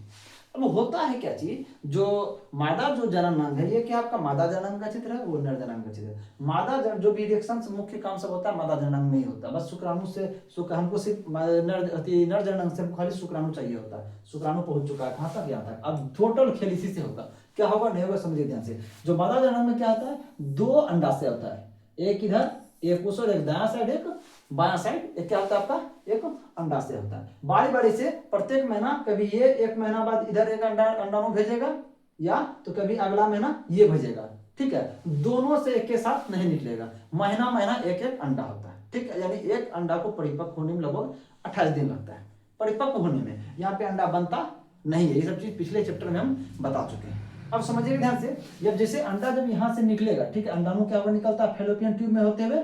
जैसे इसको शुक्राणु मिलेगा, यहाँ शुक्राणु रिलेशनशिप के दौरान शुक्राणु पहुंच चुका था, ठीक है। जैसे यहाँ पे मिलेगा, यहाँ एक प्रोसेस होगा। क्या प्रोसेस होगा, एक निषेचन प्रोसेस होगा। शुक्राणु में निषेचन मिलेगा, निषेचन होगा। निषेचन के फलस्वरूप क्या बन जाएगा, जायगोट। जैसे जायगोट बनेगा, जायगोट यही बनेगा। जायगोट बनने के बाद वो जायगोट क्या होगा, इस रास्ते से फिर आकर के ये परत होता है, ये क्या है, परत होता है। यहीं पे जायगोट क्या हो जाएगा, सट जाएगा। अब जायगोट सट जाएगा तो वो जायगोट क्या हो जाएगा, धीरे धीरे अपना विभाजन करेगा, भ्रूण बनेगा। भ्रूण के बाद क्या बन जाएगा, शिशु बन करके क्या हो जाएगा। एक तरह जब 9 महीना पूरेगा तो बच्चा क्या होगा, धीरे धीरे योनि के माध्यम से बाहर निकल जाएगा, यानी जन्म हो गया। ये प्रोसेस कब होता है, जब निषेचन हो जाता है। जब निषेचन नहीं होता है तब क्या होता है, उस बात को हम समझेंगे। जैसे देखिए निषेचन ना होकर बहुत कारण होता है कि भाई यहाँ से अंडाणु निकला, यहाँ से अंडाणु अंडाशय से निकल करके यहाँ तक आया, ठीक है, और उस समय रिलेशनशिप नहीं हुआ है और शुक्राणु वहां नहीं पहुंचा है, तो रिलेशन नहीं बना। मतलब रिलेशन बना यानी निषेचन नहीं हुआ। निषेचन जब तक नहीं होगा तब तक जायगोट नहीं बनेगा ना। तो जायगोट ही है जो कि यहाँ आकर के बच्चे का निर्माण कर सकता है। यहाँ निषेचन नहीं हुआ, जायगोट नहीं बनेगा। तो अब क्या होता है कि एक हार्मोन्स होता है जिसको हम लोग कहते हैं प्रोजेस्टेरॉन। क्या कहते हैं हम लोग, प्रोजेस्टेरॉन। वो क्या करता है कि जैसे देखता है कि अंडाशय से अंडाणु बाहर निकला, वो जानता है कि हो सकता है जहाँ निषेचन हो जाएगा तो यहाँ बच्चा यहाँ पे आकर के जायगोट के रूप में बढ़ना शुरू होगा। इसलिए यहाँ के दीवार को, परत को क्या करता है, वो मजबूत करके रखता है, ठीक, बना करके रखता है, ताकि निषेचन, अति निषेचन होने के बाद बच्चा यहाँ पे बढ़ना शुरू हो। लेकिन जब निषेचन नहीं हो जाता है तो ये प्रोजेस्टेरॉन जो होता है इसका पावर कम जाता है, जिसके कारण यहाँ एक परत जो होता है उसको एंडोमेट्रियम की परत कहते हैं। इसको क्या कहते हैं हम लोग, एंडोमेट्रियम की परत कहते हैं। और यही एंडोमेट्रियम का परत क्या हो जाता है, वह फट जाता है। फट जाने से क्या होता है, कोई मांसपेशी है, त्वचा है, कोई भी चीज है, तो एक तरह से वो फटेगा तो ब्लड होगा, जिसके कारण क्या होता है, यहाँ से ब्लडिंग होना शुरू होता है। इसी ब्लड के थ्रू या जो अंडाणु जो यहाँ आया हुआ था, ये अंडाणु भी क्या होता है, बाहर निकलना शुरू हो जाता है, जिसको हम लोग क्या कहते हैं, मासिक चक्र कहते हैं। अब समझिएगा ध्यान से, यह जो अंडाणु मुख्य खेल है निकलने का, हाँ? तो अब एक चीज बताइए, अंडाणु जो पहली बार महिलाओं में जो निकलता है वह कब निकलता है? 10 से 11 साल के एज में, ठीक है? वह परिपक्व होकर पहली बार निकलता है। अब पहली बार निकला, जब निषेचन हो गया, निषेचन हो गया 11 वर्ष की उम्र में भी, जब निषेचन हो गया तो यानी सेक्सुअल रिलेशनशिप बन गया, तो क्या हो जाएगा? गर्भ ठहर जाएगा, ठीक? लेकिन यहाँ 11-12 साल की उम्र में कौन सेक्सुअल रिलेशनशिप बनाता है? बच्चा सब थोड़ी नहीं बनाता है उसमें, है? तो अब उसमें क्या होता है, उस समय तो रिलेशनशिप बनेगा नहीं, निषेचन तो होगा नहीं, तो उस समय क्या हो जाएगा? यहाँ आने के बाद क्या हो जाएगा? एंडोमेट्रियम की दीवार क्या हो जाएगा? फट जाएगा, और क्या हो जाएगा? यहाँ ब्लीडिंग होना शुरू हो जाएगा। ये जो ब्लीडिंग होना शुरू होता है, इसी को हम लोग क्या कहते हैं? मासिक चक्र कहते हैं। इसका मतलब क्या होगा? फर्स्ट बार जो निकलेगा मासिक चक्र होगा, फर्स्ट बार जो मासिक चक्र होगा, ठीक है? ये जो पहली बार जो लगभग 11 साल में, 10-11 साल में जो महिला को जो मासिक चक्र होता है, फर्स्ट बार जो होता है, उसको हम लोग कहते हैं रजो दर्शन। उसको क्या कहते हैं हम लोग? रजो दर्शन कहते हैं, ठीक है? रजो दर्शन यानी मेनार्की, क्या कहते हैं हम उसको? मेनार्की, ठीक है? मेनार्की सर ऐसे होता है, ठीक है? मेनार्की जो पहली बार होता है उसको हम लोग क्या कहते हैं? मेनार्की। और ये चीज करवाने में जो होता है, मुख्य काम किसका रहता है? एस्ट्रोजन का। यही एस्ट्रोजन था जो कि अंडाशय से अंडाणु को धकेल के बाहर करता है। कौन? एस्ट्रोजन। कौन? एस्ट्रोजन, ठीक है? यही एस्ट्रोजन था, ठीक है? क्या करता है? इसको धकेल करके बाहर करता है। ये बाहर नहीं जाता तो ऐसा कांड नहीं होता। इसका मतलब क्या है कि जब तक एस्ट्रोजन का लेवल अधिक रहेगा तो क्या होगा? एक तरह मासिक चक्र होते रह जाएगा, ठीक है? यही एस्ट्रोजन हार्मोन जो होता है लगभग 45 साल के एवरेज में, लगभग जिसका हार्मोनल पावर ज्यादा हो, अधिक पावरफुल व्यक्ति हो, स्वस्थ महिला हो तो वो 50 साल तक भी जाती है। यानी 45 से 50 साल में जब भी उसका एस्ट्रोजन का पावर घटेगा, लॉव होगा, लॉव हो जाएगा, तो ये अंडाणु क्या हो जाएगा? बाहर निकलना क्या हो जाएगा? बंद हो जाएगा, परिपक्वता उसका कम जाएगा, जिसके कारण से क्या होगा कि अब बाहर निकलने बंद हो गया है, तो यहाँ आकर के निषेचन से क्या मतलब? बाहर निकलेगा तो ना प्रोजेस्टेरोन आकर के यहाँ पे गर्भाशय का परत को बनाएगा, है? बस अब क्या हो जाएगा कि उसका जो मासिक चक्र होना क्या हो जाता है? बंद हो जाता है लगभग 40 से 45 साल में। जब बंद हो जाता है तब हम उसको क्या कहते हैं? रजनोवृत्ति। क्या कहते हैं हम लोग? रजनोवृत्ति कहते हैं। क्या कहते हैं? रजनोवृत्ति यानी मेनोपोज। क्या कहते हैं हम लोग? मेनोपोज कहते हैं, ठीक है? यानी शुरू को कहते हैं रजो दर्शन। दर्शन मतलब दिखा, पहली बार दिखा पीरियड्स, पहली बार दिखा पीरियड। जब पहली बार जब अंडा निकला था 11 साल के एवरेज में। रजनोवृत्ति मतलब इसके बाद क्या हो जाएगा? यह क्या हो जाएगा? इसको पीरियड्स आना बंद हो जाएगा, यानी अंडाशय से अंडाणु का बाहर निकलना यहाँ पे बंद हो जाएगा। तब जब अंडाणु नहीं निकल रहा है तो क्या हो सकता है कि ये निषेचन होने की संभावना होगी। जब यहीं से निकल रहा है, निषेचन कभी होगा ही नहीं इसका, ठीक है? वो बच्चा फिर वो क्या होता है? माँ फिर पुनः नहीं बन पाएगी वहां से। चलिए, अब हम ये चीज हम समझा दिए हैं। अब आते हैं जो आपका बुक में जो वर्णन है, सब वही सब वर्णन है। चलिए, अब उसको विच्छेदन करने से कोई फायदा नहीं है। चलिए, इसमें बोल रही है कि ठीक ना, पहली कहती है कि स्त्रियों में जनन काल की अवधि रजो दर्शन से रजनोवृत्ति तक होती है। वही ना, रजो दर्शन मतलब पहली बार जो दिखा उसको रजो दर्शन, और लास्ट बार जो हुआ उसको रजनोवृत्ति तक होती है। तब तक कोई भी जो महिला है वह मां बन सकती है, ठीक है? चलिए,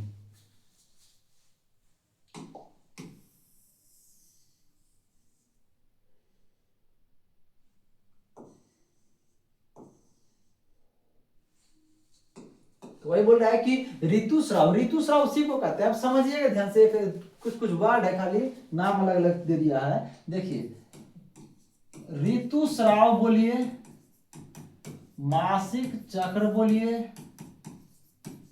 मासिक धर्म बोलिए, ठीक है? अंग्रेजी में उसको पीरियड्स बोलिए, ठीक है? सब क्या है? एक ही का नाम है। वही पहली बार दिखा था तो उसका एक और नाम जुड़ जाता है रजो दर्शन, अंतिम बार हुआ तो उसको एक और नाम जुड़ जाता है रजनोवृत्ति, ठीक है?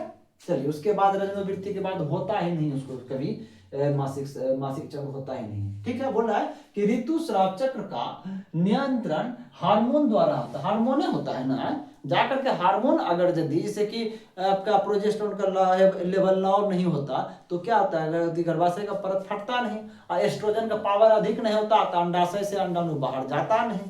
तो हर सब कुछ इसका जो पिछले चैप्टर है उसमें हम व्याख्यात्मक रूप से हम बता चुके हैं। चलिए, संतति का लिंग निर्धारण किस प्रकार, संतति मतलब जो बच्चा जो जन्म हुआ है वह लड़का होगा कि लड़की, उस चीज का निर्धारण किस आधार पे होता है, कैसे होता है, चलिए हम उसके बारे में कंप्लीट रूप से हम समझ जाते हैं। ठीक है, देखिए समझिएगा तो बहुत अच्छा बेहतर रहेगा आपके लिए भी। समझिए ध्यान से, हम लोग का बॉडी हो या कोई भी जीवित व्यक्ति है उसका बॉडी जो होता है उसका निर्माण जो होता है कोशिका से होता है, कोई भी जीवित हो। ठीक है, हम है गाय घोड़ा अमीबास पैरामीशियम पौधा कोई भी ले लीजिए, सब कोशिका से मिलकर बना है। ठीक है, जो इस कोशिका से मिलकर नहीं बना वह जीव नहीं है। ठीक है, अब समझिएगा ध्यान से। हाँ, एक चीज होता है कि अलग अलग जीव में कि जीव का जो कोशिका होता है उसके अंदर जो होता है गुणसूत्र की संख्या अलग अलग होता है, लेकिन जो मनुष्य होता है, मनुष्य के कोशिका में गुणसूत्र की संख्या कितना होता है, 46 होता है। गुणसूत्र कितना होता है, 46 होता है। अब 46 को आप ऐसे कह सकते हैं 23 जोड़ा कह सकते हैं। ठीक ना, हमारे पास 2 जूता है और उसको हम 1 जोड़ा जूता है, बात तो बराबर होगा। ठीक है, चलिए यही बोले अक्सर लिखा रहेगा तो 46 गुणसूत्र बोलेगा तो 23 जोड़ा होता है। 23 जोड़ा मतलब 23 दूनी 46 होगा ना। यह हम लोग के बॉडी में जो होता है, यह कोशिका क्या होता है कि विभाजन करके हमारे बॉडी का निर्माण करता है। ठीक है, कोई भी जो किसी जीव का जो बॉडी बना हुआ है उसके कोशिका विभाजन से ही बना हुआ है। ठीक है, चलिए हम लोग का जो बॉडी में जो कोशिका जो होता है 2 प्रकार का होता है। एक कोशिका होता है आपका दैहिक कोशिका, क्या होता है, एक दैहिक कोशिका। ठीक है, यानी क्या हो जाएगा, सोमैटिक सेल। क्या चीज है, सोमैटिक सेल्स। देखिए, दैहिक कोशिका मतलब देह का निर्माण करने वाला कोशिका, आपका शरीर के अंग का निर्माण करेगा। आपका आंख नाक कान लीवर किडनी फेफड़ा मुंह जीभ दांत जितना भी चीज है इस सब अंगों को निर्माण करेगा, खुद को विभाजित कर करके निर्माण करेगा। बाय द वे यहाँ का यदि कोई कट गया है मांस तो यहाँ के भरने का भी काम कौन कोशिका करेगा, आपका यही दैहिक कोशिका यानी सोमैटिक सेल करेगा। एक दूसरा प्रकार का कोशिका होता है उसको हम लोग कहते हैं जनन कोशिका। क्या कहते हैं हम लोग, जनन कोशिका कहते हैं, जिसको हम लोग क्या कहते हैं, जर्म सेल। क्या कहते हैं हम लोग, जर्म सेल। ठीक है, अब समझिएगा ध्यान से, 2 प्रकार की कोशिका। ये हो गया आपका, ये आपका शरीर का निर्माण करेगा। ठीक है, ये आपका करेगा जनन कोशिका का निर्माण। क्या करेगा, जनन कोशिका का निर्माण करेगा। ठीक है, या हाँ जनन कोशिका का निर्माण करेगा। जनन कोशिका कौन कौन सा हो गया, ये आपका करेगा शुक्राणु का निर्माण करेगा। क्या चीज का, शुक्राणु का निर्माण करेगा, या तो ये क्या करेगा, अंडाणु का निर्माण करेगा। यही है जनन कोशिका, 2 ही है, शुक्राणु है और अंडाणु है। अगर दैहिक कोशिका के बारे में बोलिएगा तो बहुत है, लीवर को बनाने वाला हेपेटिक कोशिका, किडनी बनाने वाला आपका हो गया नेफ्रॉन कोशिका। ठीक है, और बहुत प्रकार की कोशिका है। ठीक ना, जो कि हमारे बॉडी में जो बनाया सब कोशिका के बारे में हम उतना व्याख्या कर नहीं पाएंगे, लगभग समझिए ध्यान से। ये इससे क्या होता है, शरीर का बनता है। अब अंतर क्या चीज होता है, ये जो दैहिक कोशिका जो होता है, ये दैहिक कोशिका जो विभाजन भी होता है, जब एक कोशिका से ये 2 बनता है, सब कोशिका विभाजित होगा, कोई ऐसा कोशिका ही नहीं जो कि विभाजित नहीं होगा। बस एक कोशिका को छोड़ करके न्यूरॉन सेल तंत्रिका तंत्र की कोशिका को छोड़ करके जो विभाजित का जो प्रोसेस होता है दैहिक कोशिका का। अब कोई भी एक कोशिका है इसमें भी कितना होगा, 46 गुणसूत्र है। कोई एक है तो उसमें 46 गुणसूत्र होना तय है। ये भी शुक्राणु भी है तो इसमें 46 गुणसूत्र होगा, अंडाणु भी है तो इसमें भी 46 गुणसूत्र, कोई एक कोशिका है तो उसमें 46 गुणसूत्र होगा। अब समझिएगा ध्यान से, दैहिक कोशिका अगर यदि किसी विभाजित होकर के एक कोशिका से जो ये 2 भी कोशिका बनाता है ना, तो इसमें भी होगा 46 और इसमें भी होगा 46। इसमें अगर 46 है तो ये 46 ही देता है सामने वाले को, जितना ये रहता है उतना ही देगा। मतलब क्या था, इसमें 46 था तो नया जो भी बना है कोशिका उसमें भी क्या है 46। ठीक है, कोई अंतर नहीं किया, समान जैसा था उतना दे दिया। इसलिए इस विभाजन को हम लोग कहते हैं समसूत्री विभाजन। क्या कहते हैं हम लोग, समसूत्री विभाजन। ठीक ना, यानी मिटोसिस। क्या कहते हैं हम लोग, मिटोसिस कहते हैं। ठीक, अब देखिए, लेकिन यही जनन कोशिका का एक कमी है कि ये जब भी जो नया बनेगा ना उसको जब भी देगा तो ये आधा देगा, 46 का 46 नहीं देगा। ये जब भी किसी को देगा तो ये 46 है ना, 23 देगा। ये अंडाणु भी 46 है ना, दूसरे कोशिका के निर्माण के दौरान ये क्या देगा, 23 देगा, आधा देगा। जब भी देगा दूसरे निर्माण में आधा देगा। निर्माण तो सबको करना है, लेकिन ये पूरा का पूरा 46 का 46 दे देता है, लेकिन ये आधा देगा। ये जो आधा देता है दूसरे को, इसको हम कहते हैं अर्धसूत्री विभाजन। क्या कहते हैं? अर्धसूत्री विभाजन का ये काम कर रहा है, आधे काम कर रहा है भाई, है आधे दिन ना काम कर रहा है, अर्धसूत्री विभाजन, जिसको हम लोग इसको क्या कहते हैं? इसको कहते हैं मियोसिस। इसको क्या कहते हैं हम लोग? मियोसिस कहते हैं। अब समझिएगा ध्यान से, अभी हमको पढ़ना है जनन कोशिका के बारे में, क्या ये इसी से तय होता है कौन लड़का होगा या कौन लड़की होगा। अभी हम इस चीज को भूल जा रहे हैं। ये सब क्या करता है? हमारे बॉडी के कोशिकाओं का निर्माण करता है। चलिए अब हम जनन कोशिका किस प्रकार से करेगा, इस बात को आप कंफर्म रूप से याद रखिएगा कि ये आधा देता है, किसी को भी देता है। चलिए हम ले आते हैं नर और ले आते हैं मादा को। ठीक है, नर में क्या था भाई? शुक्राणु था। ठीक है, और मादा में कौन सा है जनन कोशिका? अंडाणु। ठीक है, चलिए ये जो शुक्राणु जो है, समझिएगा शुक्राणु के पास भी कितना था? 46 था। ठीक है, और अंडाणु के पास भी कुल लीजिएगा तो गुणसूत्र क्या है? 46 है। ठीक है, इसमें से भी 2 पार्ट होता है। इसमें भी क्या होता है? 2 पार्ट होता है। ये जो 46 जो होता है, इस 46 में 44 गो जो होता है, ये 44 गो होता है, ये क्या करता है कि आपका जो होता है ना बॉडी के अंगों जो सूचना जो होता है, ठीक ना, बॉडी के अंगों का सूचना देता है अगले बच्चे में, कि हाँ कि जिसे कि नहीं होता है कि हाँ कि जैसे देखिए इसी से जाता है आपका शारीरिक रंग का, शरीर के हाइट का सूचना बच्चों में, कि आपके पास कितना उंगली है उसका बच्चे में सूचना जाएगा, आपके पास कितना आंख है उसका सूचना बच्चे के पास जाएगा, हर कुछ का सूचना इसी के माध्यम से जाता है। इसको हम लोग कहते हैं ओलिंगी गुणसूत्र, यानी ऑटोसोम कहते हैं। इसको क्या कहते हैं हम लोग? ऑटोसोम कहते हैं, यानी अलिंगी गुणसूत्र। क्या कहते हैं? अलिंगी गुणसूत्र। यानी इस गुणसूत्र को लिंग से कोई मतलब नहीं है, यह आपका कुछ निर्धारण नहीं करता है आप लड़का होंगे कि लड़की होइएगा, इस 44 गो का कोई काम नहीं है। उसके बाद ये जो होता है 2 गो होता है, इसको कहते हैं लड़का में रहता है एक्स और वाई 2 गो, मतलब एक 2 गो, इसको हम लोग कहते हैं एलोसोम कहते हैं। क्या कहते हैं हम लोग? एलोसोम कहते हैं। यानी एलोसोम का मतलब क्या हो जाता है आपका? लिंगी गुणसूत्र। क्या होता है? लिंगी गुणसूत्र। लिंगी गुणसूत्र का मतलब यह होता है, यही है जो कि आपका लिंग निर्धारण करने का काम करेगा। सेम इसमें भी वही बात होता है, इसको हम शॉर्ट में लिखेंगे। इसमें भी जो 44 गो जो होता है, इसमें होता है 44 क्या होता है? ऑटोसोम। क्या होता है इसमें भी? 44 ऑटोसोम होता है, और 2 गो क्या होता है इसमें भी? एलोसोम होता है। ठीक ना, एलोसोम होता है मतलब क्या हो गया? ये लिंगी गुणसूत्र। अब समझिएगा ध्यान से, बच्चे का रंग कैसा होगा, बच्चे का हाइट कैसा होगा, वो सब चीज का निर्धारण जो है वो आपका करेगा ये आपका ओलिंगी गुणसूत्र। कौन करेगा? ये करेगा। ये 44, अब माता पिता में जो है, ये माता में जो 44 है, यही जब लेन देन होगा तो ये दोनों क्या करेगा? बच्चे का रंग का निर्धारण करेगा, हाइट का निर्धारण करेगा, कितना आंख है, कितना नाक है, मुंह, कान, जीभ, दांत, सब चीज का निर्धारण ये दोनों करेगा। लड़का जो बच्चा जो जन्म हुआ है वह लड़का होगा कि लड़की, उसका निर्धारण कौन करेगा?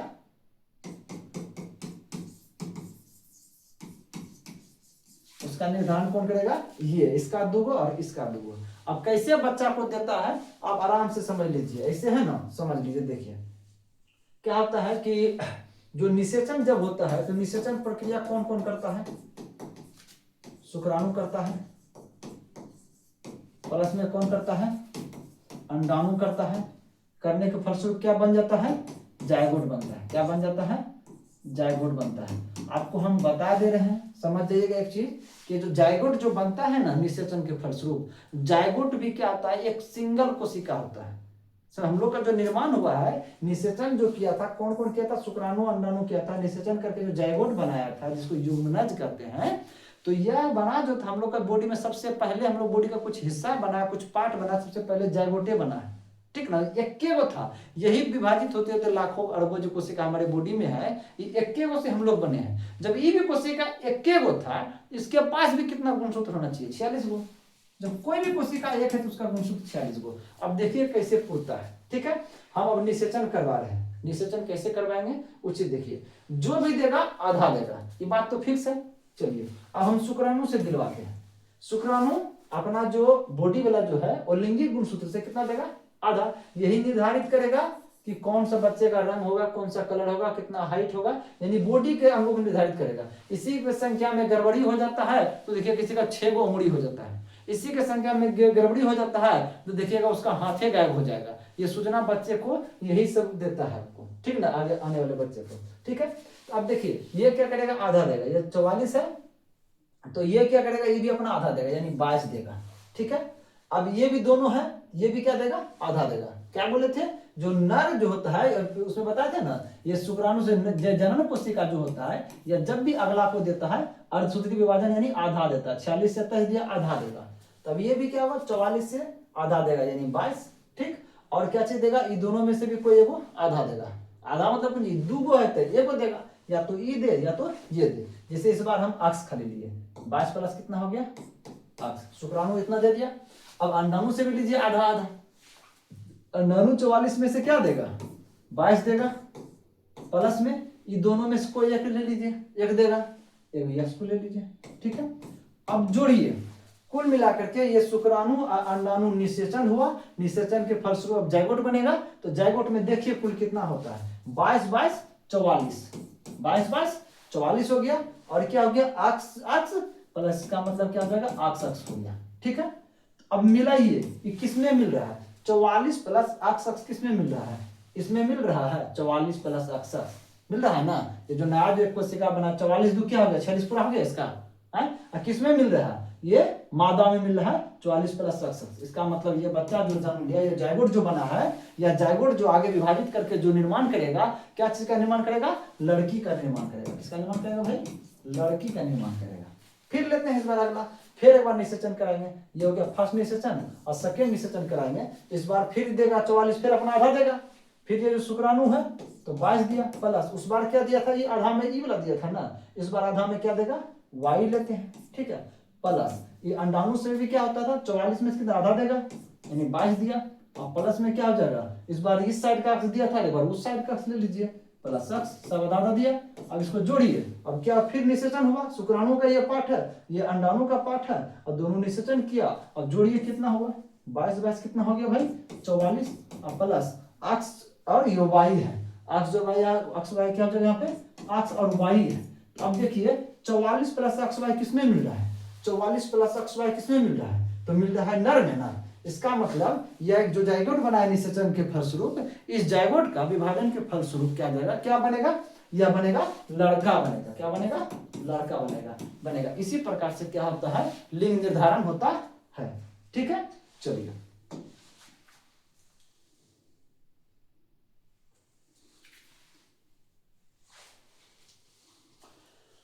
चलिए प्रोसेस ये संपूर्ण रूप से कंप्लीट हो चुका है। चलिए लिंग हार्मोन के अतिरिक्त अन्य हार्मोन, आप देखिए एक हार्मोन चैप्टर को भी ऐड कर दिया है इसमें। माने लिंग हार्मोन तो हम लोग पढ़िए लिए, टेस्टोस्टेरोन पुरुष वाला हार्मोन था और एस्ट्रोजन मादा वाला हार्मोन था, ये तो हम पढ़ चुके लिंग हार्मोन। आप और मुख्य हार्मोन के बारे में आप समझ लीजिए, बता दे रहे हैं, ठीक। देखिए कि ये जो पीयूष ग्रंथि जो है ये भी अपना हार्मोन निकालता है। ये हार्मोन क्या चीज के लिए निकालता है, सबको कंट्रोल करने के लिए। समझ लीजिए ठेकेदार है, ये सब ग्रंथि को कंट्रोल करता है। सब ग्रंथि को बोलेगा तुम हार्मोन निकालो या नहीं निकालो, ग्रंथि से क्या निकलता है, हार्मोन निकलता है। यही सूचना देता है कि अब तुम हार्मोन निकालो, अब तुम हार्मोन निकालना बंद करो, यही सब कुछ सूचना देते रहता है। कौन आपका, ये पीयूष ग्रंथि, ठीक है। आप देखिए ये हो गया आपका, गले में होता है आपका थायराइड ग्रंथि, ठीक ना। और उसके बाद एक यहाँ सीने के पास होता है, यहाँ पे थाइमस ग्रंथि होता है, उसका जिक्र नहीं किया है, ठीक ना। ये थाइमस ग्रंथि के पास हम लोग का जो एंटीबॉडी जो होता है ना, वो आकर के ट्रेनिंग लेने का काम करता है। पढ़ाएंगे जब चैप्टर चलेगा ना हार्मोन, तो उसमें जो है ना अंतःस्रावी ग्रंथि चैप्टर चलेगा, उसमें संपूर्ण रूप से बताएंगे। उसके बाद ये हो गया आपका अग्न्याशय ग्रंथि। यही अग्न्याशय ग्रंथि जो होता है ये क्या करता है, आपका जो हार्मोन जो होता है, आपका इंसुलिन हार्मोन जो होता है, इंसुलिन हार्मोन स्रावित करता है, ठीक है। इसमें दिया गया है, बारी बारी इसको हम बता देंगे, ठीक है। उसके बाद ये दोनों देखिए अभी तुरंत आप पढ़े हैं, ठीक ना। जो जनन ग्रंथि जो है अंडाशय ग्रंथि के बारे में पढ़े हैं, जिससे क्या निकल रहा था, एस्ट्रोजन हार्मोन निकल रहा था। और वृषण ग्रंथि जो पढ़े हैं, जिससे क्या निकल रहा था, टेस्टोस्टेरोन हार्मोन निकल रहा था। अब देखिए उसमें यही बताया जा रहा है कि थायराइड ग्रंथि के बारे में बताना है। देखिए थायराइड ग्रंथि जो ये जो गला का पास होता है ना, इससे निकलता है थायरोक्सिन। क्या निकलता है, कौन सा हार्मोन निकलेगा, थायरोक्सिन। अब थायरोक्सिन बनने के लिए आयोडीन की आवश्यकता होती है। यदि आयोडीन की मात्रा नहीं मिलेगा, आयोडीन कहाँ से मिलेगा भाई, हम लोग जो खाना खाते हैं ना उसी से आयोडीन मिलेगा। यदि आयोडीन कम लीजिएगा तो आयोडीन का मात्रा कम जाएगा वहाँ पे, तो थायरोक्सिन बनना कम हो जाएगा, जिससे क्या हो जाएगा आपका ये थायराइड ग्रंथि जो होता है ना, यह क्या हो जाएगा, फूल जाएगा। ये फूल जाएगा ना, तो जब ग्रंथि अंदर का फूलेगा तो ऊपर का भी फूलेगा, फूल करके इतना बड़ा हो जाएगा, ठीक ना। इसको हम लोग क्या कहते हैं, एक तरह से ग्वाइटर रोग कहते हैं, घेंगा रोग कहते हैं, ठीक ना, इस रोग को कहते हैं, ठीक है। और क्या चीज देखिए आपका, ये अग्न्याशय ग्रंथि से जो इंसुलिन निकलता है वह क्या करता है आपको, इसमें ध्यान देखिए, गाइटर रोग इसे दिया ही है, कभी मुझे लगता है बहुत ज्यादा तो नहीं चल जा रहा है। हाँ चलिए, इंसुलिन के बारे में बताया, चलिए हम बता दे रहे हैं। जो अग्न्याशय ग्रंथि से जो आपका इंसुलिन जो निकलता है, आप सुने होंगे कि इंसुलिन की कमी से क्या होता है, मधुमेह रोग होता है। होता है क्या चीज, समझिए ध्यान से। हम लोग जिससे देखिए भोजन में जो हम लोग से कार्बोहाइड्रेट ज्यादा खाते हैं, क्या करते हैं हम लोग, कार्बोहाइड्रेट जो हम ज्यादा से खा रहे हैं, कार्बोहाइड्रेट से क्या प्राप्त होता है, ग्लूकोज प्राप्त होता है, ठीक है। यह ग्लूकोज कहाँ चला जाता है, रक्त में चला जाता है। अगर यदि इस रक्त में ग्लूकोज का लेवल, किसका, ग्लूकोज का लेवल आवश्यकता से अधिक होने लगेगा, आवश्यकता से अधिक होने लगेगा, तो इस रक्त में उपस्थित इस ग्लूकोज को इंसुलिन क्या करता है, इंसुलिन इसको कहां पहुंचा देता है भाई, इसको लीवर के पास जाके जमा कर देता है। किसके पास जमा कर देता है, लीवर के पास। किसके रूप में जमा कर देगा, ग्लाइकोजन के रूप में, लीवर के पास जमा कर देगा। कोई दिक्कत नहीं है, ज्यादा दिक्कत नहीं है। दिक्कत कब पैदा हो जाता है, यह इंसुलिन का पावर क्या हो जाएगा, गिर जाएगा, इंसुलिन का जो है ना बनना कम हो जाएगा बॉडी में। तब क्या होगा, रक्त में जो ग्लूकोज का मात्रा बढ़ गया था वह क्या हो जाएगा, उसको कमा नहीं पाएगा। इंसुलिन क्या कर रहा था, रक्त में जो ग्लूकोज बढ़ा था उसको लीवर के पास दे रहा था, लीवर के पास ला करके ढेर के रूप में जमा कर देगा, ठीक ना। लेकिन अब यही कमजोर हो गया तो उसको ला करके दे नहीं रहा, और रक्त में ग्लूकोज ज्यादा बढ़ रहा है। ये जो बढ़ने लगता है ज्यादा, इसी से एक बीमारी होती है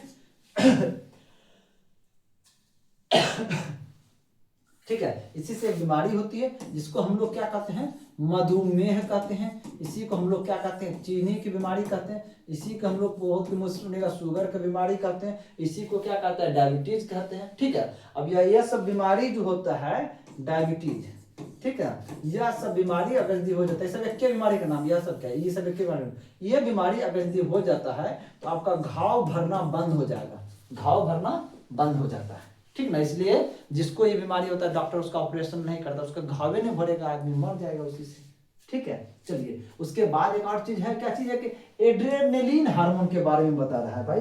एड्रेनलिन हार्मोन जो होता है यह आपका निकलता है आपका ये जो किडनी के पास जो हार्मोन होता है, एड्रिनल ग्रंथि जो होता है, सॉरी किडनी के पास जो ग्रंथि होता है एड्रिनल ग्रंथि, देखिए ध्यान से,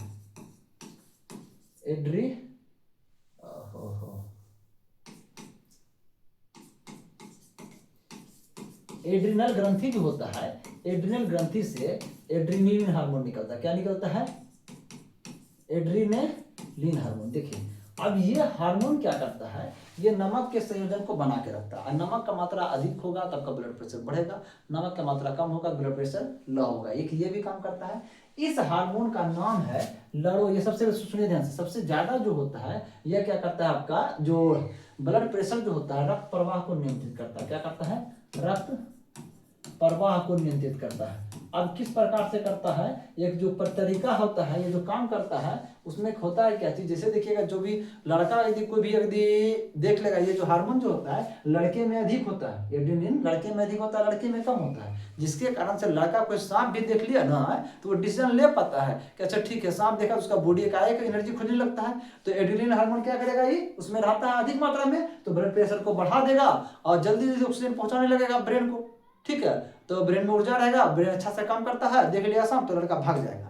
लेकिन लड़की देख लेगी तो उसका ब्लड प्रेशर क्या होता है, लो हो जाता है। क्यों कि एड्रेनलिन जो की मात्रा जो होता है वो कम होता है, जिसके उसका रक्त प्रवाह क्या हो जाता है, लो हो जाता है। ब्लड प्रेशर हो गया लो, दिमाग के पास क्या हो जाएगा, ऑक्सीजन नहीं पहुंचेगा, ऑक्सीजन नहीं पहुंचेगा, दिमाग ऊर्जा नहीं बनाएगा, दिमाग काम करना बंद कर देगा, देखेगा सांप है, लड़की बेहोश हो जाती है, ठीक है। इसी हार्मोन को कहते हैं लड़ो या उड़ो। यदि तुम्हारे पास ये क्षमता है, यदि हम सांप को देख लिए, जो देखेंगे हम उससे टकरा सकते हैं तो टकराएंगे, और टकराना क्या, भाग जाना है, बचने से मतलब है उससे टकरा मार करके क्या करेंगे, ठीक है। हम लोग के पास सोचने समझने की क्षमता रहता है उस समय भी, किसी भी विशेष समस्या में, ठीक है। लड़के के पास ये क्षमता रहता है, लड़कियों के पास किसी विशेष समस्या में जो है ना सोचने समझने की उतना क्षमता नहीं हो पाता है, यही एड्रेनलिन के कारण से।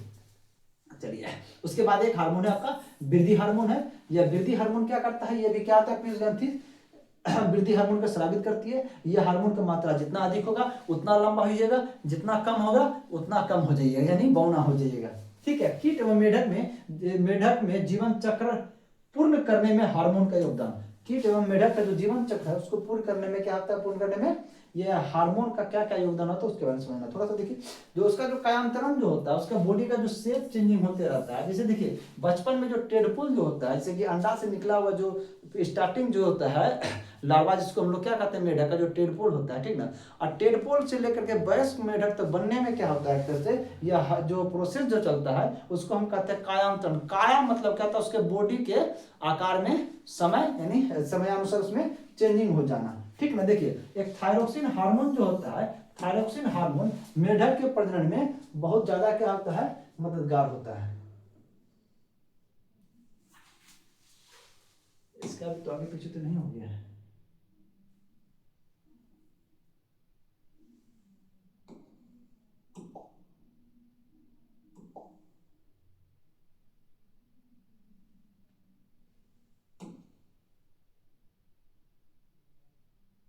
ओहो, आगे पीछे नहीं हुआ है। चलिए ये उधर हम धकेल दिए हैं। अब समझना क्या चीज है, देखिए ध्यान से। इसमें होता है क्या चीज, देखिए कि जल में जिसमें टेडपोल वृद्धि कर रहे हैं, मतलब कि देखिए टेडपोल कहाँ वृद्धि होता है, मेढक क्या करता है, मेढक जो होता है, जो नर मेढक होता है और जो मादा मेढक होता है, जब गतिशील जल होता है वहां पे जाकर क्या करता है, मादा मेढक जो है अपना अंडा छोड़ देगा और नर मेढक उस पर शुक्राणु डाल देता है, और निषेचन के फलस्वरूप क्या बन जाता है आपका, वो टेडपोल बनता है। ठीक ना। और वह टेडपोल जो होता है, समझिए टेडपोल वृद्धि कर रहा है, जब जिसमें जो जल जो होता है, जिस जल में वह टेडपोल अगर यदि वृद्धि कर रहा है, उस जल में अगर यदि आयोडीन नहीं है, यानी आयोडीन की मात्रा कम है या आयोडीन नहीं है, तो क्या होता है, टेडपोल वयस्क मेढक में परिवर्तित नहीं हो पाएगा। मतलब वह टेडपोल से क्या होगा, जो वयस्क मेढक जो है वह नहीं बन पाएगा, टेडपोल क्या हो जाएगा, मर जाएगा। उसके लिए आयोडीन की आवश्यकता है, उसके लिए भी है। ठीक है। चलिए अब अगला क्या चीज है देखिए क्या चीज, जननात्मक स्वास्थ्य। मतलब जननात्मक स्वास्थ्य मतलब क्या, देखिए व्यक्ति का कायिक एवं मानसिक विसंगति मुक्त होना उस व्यक्ति का स्वास्थ्य कहलाता है। मतलब कौन चीज, या व्यक्ति कायिक मतलब या तो शारीरिक रूप से या तो मानसिक रूप से वह किसी प्रकार से वह बीमार नहीं है, उसमें कोई तरह दोष नहीं है, विसंगति नहीं है, कमियां नहीं है, तो उसको हम लोग क्या कहते हैं, उस व्यक्ति का स्वास्थ्य कहलाता है। ठीक है। चलिए स्वास्थ्य को लेकर के क्या क्या चीज करना चाहिए उस चीज के बारे में इधर आगे वर्णन किया गया है। बोला गया है कि देखिए जो है ना शारीरिक व्यायाम करना चाहिए, और उसके बाद जो भी है देखिए किशोर की पोषण आवश्यकता है। चलिए किशोर के लिए क्या होता है, जो किशोर अवस्था जो होता है उस समय क्या होती है, भोजन हम लोग क्या क्या ग्रहण करना चाहिए, हार्मोन को लेकर के हम समझ चुके हैं सब कुछ। हम लोग को किशोरावस्था में क्या क्या चीज भोजन के रूप में ग्रहण करना चाहिए, हमें वैसे भोजन के देखिए क्या है, संतुलित आहार। संतुलित आहार उसको कहते हैं वैसा आहार जिसमें हमारे बॉडी में जो जो चीज की हमको जरूरत है वो सब कुछ हमको मिलता है, तो हम उसको क्या कहते हैं, हम लोग संतुलित आहार कहते हैं। हम इसको शॉर्ट में थोड़ा सा हम बता दे रहे हैं। हमारी बॉडी को क्या चाहिए, हमारी बॉडी को चाहिए ऊर्जा, हमारी बॉडी को चाहिए ऊर्जा, हमारे बॉडी का क्या होना चाहिए, वृद्धि होना चाहिए, हमारा बॉडी क्या होना चाहिए, रोग से सुरक्षित होना चाहिए। क्या चीज, रोग से सुरक्षित होना चाहिए। यही तीन चीज चाहिए ना बॉडी का। बॉडी में ऊर्जा चाहिए तो काम करेंगे, वृद्धि चाहिए मतलब वृद्धि होना चाहिए बॉडी, और रोग से सुरक्षा प्राप्त होना चाहिए। तो ये जो ऊर्जा जो होता है यह आपको कौन देता है, कार्बोहाइड्रेट देता है। कौन देता है, कार्बोहाइड्रेट देता है। यह वृद्धि कौन देता है आपके बॉडी में, प्रोटीन देता है। ठीक है। ये रोग से जो सुरक्षा जो होता है ये कौन देता है आपको, विटामिन देता है। ठीक है। और कौन देता है आपको, ये विटामिन के साथ साथ और क्या देता है आपको, खनिज लवण देता है। कौन देता है, खनिज लवण। खनिज लवण मतलब क्या हो गया, कैल्शियम हो गया, मैग्नीशियम हो गया, सोडियम हो गया, पोटेशियम हो गया, ये सब क्या हो गया आपका खनिज लवण हो गया। विटामिन आप जान रहे हैं कि विटामिन ए डी ई के हो गया। ठीक है। विटामिन बी, विटामिन सी हो गया। प्रोटीन के बारे में आप जान रहे हैं, कार्बोहाइड्रेट। हाँ, ऊर्जा देने में एक कार्बोहाइड्रेट भी मददगार होता है, एक आपको वसा भी मददगार होता है। अब वैसा चीज खाइए जिसमें हमको वसा भी मिले, कार्बोहाइड्रेट मिले, प्रोटीन मिले, विटामिन मिले, खनिज लवण मिले। तो ये सब चीज मिल रहा है, हमारा शरीर क्या होगा, ऊर्जा भी बना रहेगा, वृद्धि भी करेगा, रोग से ग्रसित भी नहीं होगा।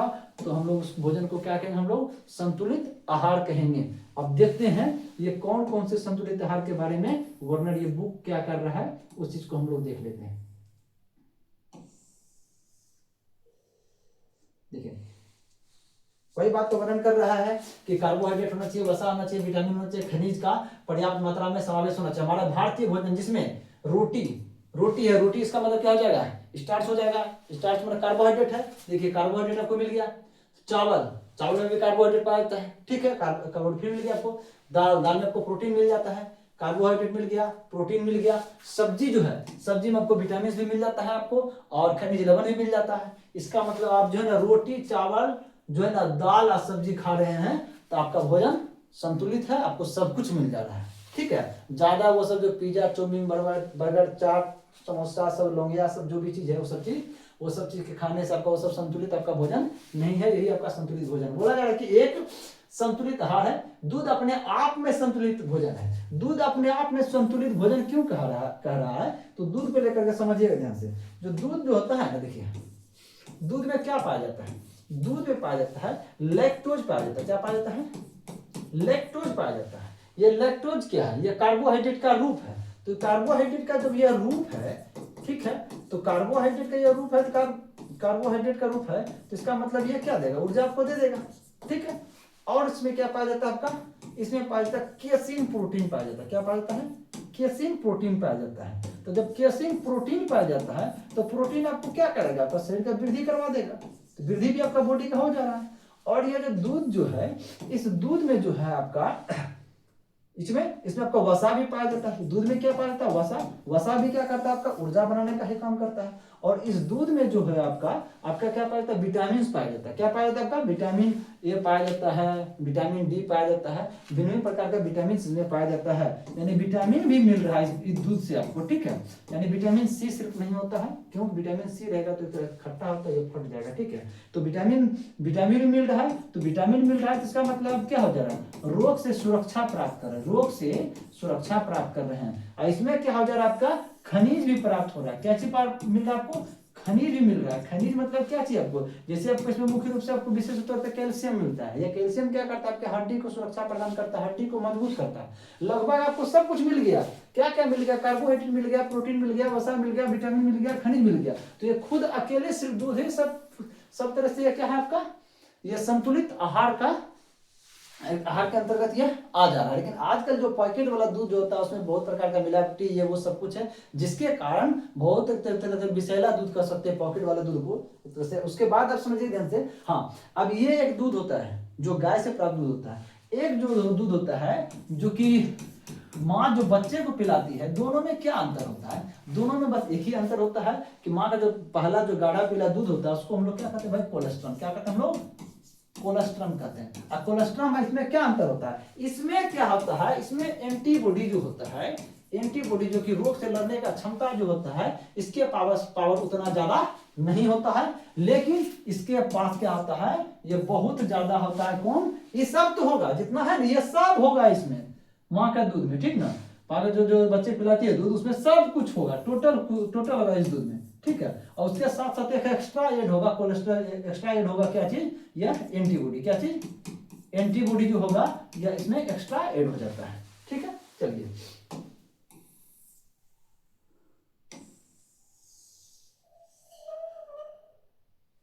और क्या क्या चीज इसमें है, संपूर्ण पोषण मिलता है, ठीक है। उसके बाद ध्यान लो आयरन क्या करता है, समझिएगा ध्यान से। आयरन के बारे में थोड़ा सा हम समझा दे रहे हैं। आयरन क्या होता है, आयरन क्या काम करता है हमारे बॉडी में, थोड़ा सबको खींचते हुए चलते हैं, समझिए ध्यान से। हम लोग का जो रक्त जो होता है, ब्लड जो होता है, ब्लड में तीन प्रकार की कोशिका होती है, आरबीसी, डब्ल्यूबीसी, प्लेटलेट्स। हमें डब्ल्यूबीसी और प्लेटलेट से काम नहीं है, हमको आरबीसी मतलब है, ठीक है। रक्त में जो आरबीसी कोशिका होती है, आरबीसी में पाया जाता है हीमोग्लोबिन। क्या पाया जाता है, हीमोग्लोबिन, ठीक ना। अब हीमोग्लोबिन में ग्लोबिन जो होता है, सिर्फ ये ग्लोबिन होता है, प्रोटीन होता है, ठीक ना। ये हीमो जो वर्ड होता है, हीमो क्या हो गया आपका, ये हीमो हो गया आपका, ये आयरन हो गया। हीमो क्या हो गया, ये आयरन हो गया, ठीक ना। अगर ये आयरन का मात्रा आप अधिक दीजिएगा तो ये क्या करेगा आपका, ये हीमोग्लोबिन का निर्माण में ज्यादा मदद करेगा। ये हीमोग्लोबिन क्या करता है, ऑक्सीजन को आपके विभिन्न कोशिकाओं तक ले जाने का काम करता है। और यह ऑक्सीजन क्या करता है, कोशिका के पास पहुंच के जो जो ग्लूकोज होता है, इसको तोड़ करके क्या करता है, एटीपी के रूप में ऊर्जा प्रदान करता है, जिसके इस्तेमाल से हम अभी बोल रहे हैं, आप देख रहे हैं, कोई भी काम कर रहे हैं, इसी के इस्तेमाल से आप कर पा रहे हैं। इसका मतलब आयरन का मात्रा कमेगा, आपके बॉडी में ऊर्जा का मात्रा घट जाएगा। ठीक है, चलिए आइए आयरन आपको कहाँ कहाँ से मिलेगा भाई। ये आयरन जो है आपको दूध से भी प्राप्त हो जाएगा आयरन। उसके साथ साथ क्या क्या चीज में दे दिया गया, देखिए आपका पत्तीदार सब्जी खाइए, ठीक है, पालक खाइए, सबसे ज्यादा पालक में बोला जाता है, पालक खाइए, पालक का यूज कीजिए। आप गुड़ खाइए, अभी ठंड का समय है, गुड़ खाइए, आपका ब्लड भी शुद्ध रहेगा, साफ करेगा। ठीक है, मांस खाइए, संतरा खाइए, आंवला खाइए, ठीक ना, इत्यादि सब क्या कहिए जो कि किशोरावस्था में जो व्यक्ति है वो लोग को खाना चाहिए। और किशोरावस्था में प्रोटीन का मात्रा इसलिए यूज करना चाहिए, किशोरावस्था में बॉडी में डेवलपिंग ज्यादा होता है, अब मैंने वृद्धि ज्यादा होता है, अब प्रोटीन क्या करता है, उसको वृद्धि कराने का कार्य करता है। उसके बाद देखिएगा, इसमें खत्म, ठीक हो गया। उसके बाद देखिए क्या क्या चीज उसमें साथ यूज कीजिए, आप दूध का यूज कीजिए, मांस कीजिए, नट कीजिए, एवं दाल का इस्तेमाल कर सकते हैं। चलिए, फल एवं सब्जियों का क्या स्थान है, जो रक्षी भोजन है। रक्षी भोजन मतलब क्या हो गया, वही रोग से बचाने वाला भोजन है सब। ठीक है, चलिए, चिप्स और पैक किए हुए अथवा डिब्बाबंद खाद्य यद्यपि स्वादिष्ट होते हैं, परंतु उसे नियमित भोजन से के स्थान पर नहीं खाना चाहिए, क्योंकि उसमें पोषक मात्रा नहीं होती है। मतलब देखिए चिप्स जो हम लोग जो खाते हैं, कुरकुरे सब जो खाते हैं, चिप्स सब जाता है, वो सबको नहीं खाना चाहिए, बहुत ज्यादा तो जहरीला वो सब। ठीक है, जो देखिए जो भी चीज जितना खाने का चीज जितना लंबा समय तक टिक रहा है, बढ़ रहा है उसका अवधि, उतना वो खराब होते जाता है। ठीक है, और उसके बाद देखिए हम लोग ये जो क्या देखिए ध्यान से इधर, ये जो जंक फूड जो होता है, जंक फूड मतलब क्या होता है, पिज्जा, बर्गर, चाउमीन, चाट, ये सब जितना भी ये सब क्या जंक फूड होता है। ये जंक फूड में क्या होता है, आपको किसी में क्या हो जाएगा, कैलोरी बहुत अधिक हो जाएगा, किसी में नमक बेसी हो जाएगा, किसी में क्या हो जाएगा, तेल पदार्थ बहुत अधिक हो जाएगा। ये सब क्या करेगा, कोलेस्ट्रॉल के लेवल को आपके बॉडी में बढ़ाएगा, हार्ट अटैक का आपका संभावना बहुत ज्यादा बढ़ जाएगा इससे। चलिए, ये सब चीज का चर्चा हो चुका है। व्यक्तिगत स्वच्छता, व्यक्तिगत स्वच्छता मतलब कि खुद में अपना स्वच्छ रहने के लिए क्या क्या कर सकते हैं, उस चीज को लेकर के चर्चा करना है इसमें। व्यक्तिगत स्वच्छता क्या चीज है, देख लीजिए क्या चीज है कि प्रत्येक व्यक्ति को प्रतिदिन एक बार स्नान करना चाहिए। माना प्रत्येक व्यक्ति को प्रतिदिन एक बार स्नान करते रहना चाहिए। यह किशोरों के लिए और भी आवश्यक है, किशोरों के लिए और भी आवश्यक इसलिए है, उसमें पसीना बहुत अधिक मात्रा में क्या होता है, बॉडी से निकलता है। ठीक है, और बॉडी से निकला हुआ पसीना क्या हुआ, गंदगी होता है। यदि उस गंदगी को धो नहा करके उसको नहीं साफ कीजिएगा, तो वही गंदगी क्या हुआ, धीरे धीरे वो बदबू देने लगता है, वह एक तरह से गंध देना शुरू कर देगा। चलिए, और आगे देखते हैं इसको लेकर के क्या चीज है। ठीक ना, और उससे क्या होता है, जैसे जो जिसे देखिए कि अब हम लोग बाहर इधर उधर घूमते फिरते रहते हैं, बैक्टीरिया सब जो होता है, गंदगी सब होता है, बॉडी में क्या होता है, वो चिपकते रहता है। अगर यदि हम स्नान करते हैं, तो स्नान करने से क्या होता है, वो बैक्टीरिया गंदगी सब जो क्या होता है, वो मर जाता है, खत्म हो जाता है, जो हमको रोग हम लोग को नहीं करवा पाता। शारीरिक व्यायाम करना चाहिए, व्यायाम करने से आपका हार्मोन का पावर बढ़ेगा, जिसके कारण से हर काम आपका सही रूप से बॉडी सही रूप से कार्य कर पाएगा। भ्रांति एवं असत्य अवधारणाएं करे या ना करे, ना कुछ तो ऐसा बात है, लोग जो कि भ्रम पैदा करके रखा हुआ है। ठीक है, उस चीज को करना है या नहीं करना, समझ जाइए कि क्या क्या है जो कि लोग भ्रम पैदा करके रखा है। बोल रहा है ऋतुस्राव के समय, यानी कोई व्यक्ति कोई महिला अगर यदि वह पीरियड्स में है, यानी मासिक चक्र उसका चल रहा है, तो उस समय ठीक है, यदि कोई लड़की किसी लड़के को देखती है, तो वह गर्भवती हो जाती है। मतलब आंख से उसको देखेगी तो उसको क्या हो जाएगा, वह लड़की गर्भवती हो जाएगी। भ्रम तो बहुत ऐसा सब फैलाया गया है, जब तक आप मूर्ख हैं तो भ्रम में रहिएगा ही। आप एक चीज देखे होंगे अभी तक जो, चलिए एक फिगर के माध्यम से बताते हैं, जो कि पुराने जमाने के जो लोग सब थे, वो लोग सोच सकते हैं कितना बेवकूफ थे, और उसको जो व्यक्ति थोड़ा पढ़ा लिखा था, किसी को बेवकूफ बनाने वाला था, वो किस प्रकार से बनाया था। ठीक है, मनुस्मृति में लिखा हुआ है, ठीक ना, और बहुत सारे ग्रंथों में मिल जाएगा आपको, कि जो है ना, किसी व्यक्ति का जो जन्म जो हुआ है, सुने होंगे कि हम ब्राह्मण का जन्म मुख से हुआ है, शूद्र का जन्म पैर से हुआ है, क्षत्रिय या कुछ ही बोलता है उसका जन्म भुजा हाथ से हुआ है। अब बता सकते हैं आप लोग, अभी इतना चैप्टर पढ़े हैं, क्या चीज है, कौन कौन जन्म प्रोसेस में कौन कौन सा अंग भाग ले रहा है, कौन अंग ले रहा है, जन्म प्रोसेस में भाग ले रहा है, ये अंग ले रहा है और ये अंग ले रहा है। अब बताइए, अब वो पैदा कहां से कर रहा है, जन्म कहां से दिलवा रहा है, किसी को मुंह से जन्म दे रहा है, ठीक है, किसी को जन्म पैर से करवा रहा है, किसी का भुजा से करवा रहा है। अब बताइए कितना मूर्ख था वो लोग, जो भी ऐसा सब धारणा समाज में फैलाया है, बेवकूफी फैलाया है, उसके आधार पे लोग एक दूसरे में जो है ना छुआछूत समझ लेते हैं। ठीक है, पता नहीं कितना बड़ा, सबसे बड़ा बेशर्म, बेवकूफ और मूर्ख है जो समाज को एक ऐसा बेतुका वाला बात में एक तरह से बांट दिया। अब बांटने वाला व्यक्ति, मानने वाला भी कितना सब बेवकूफ बेशर्म सब था, पता ही है। जनन का कोई प्रोसेस नहीं है, मुख से क्या शुक्राणु निकलता था उसमें, क्या निकल रहा था, पैर से अंडा निकल रहा था, या भुजा से क्या होता था, सेक्सुअल रिलेशनशिप हो रहा था, ये सब कोई पार्टे नहीं है। और जनन का प्रोसेस यहाँ हो रहा है, गर्भाशय से किसी का जन्म नहीं होता था, इसका मतलब पहले जितना भी पूर्वज है किसी का भी है, जो माना है वो भी, जो एक प्रतिपादन करने वाला तो महामूर्ख था, बोलने वाला महामूर्ख था। अब बताइए उसका जन्म कहाँ से हो रहा था, यहाँ से नहीं हो रहा था, मुख से हो रहा था। गजब सब बेशरम समाज में। देखिए जब तक आप बेवकूफ रहिएगा, समाज में बेवकूफ बनाने वाला आते रहेगा।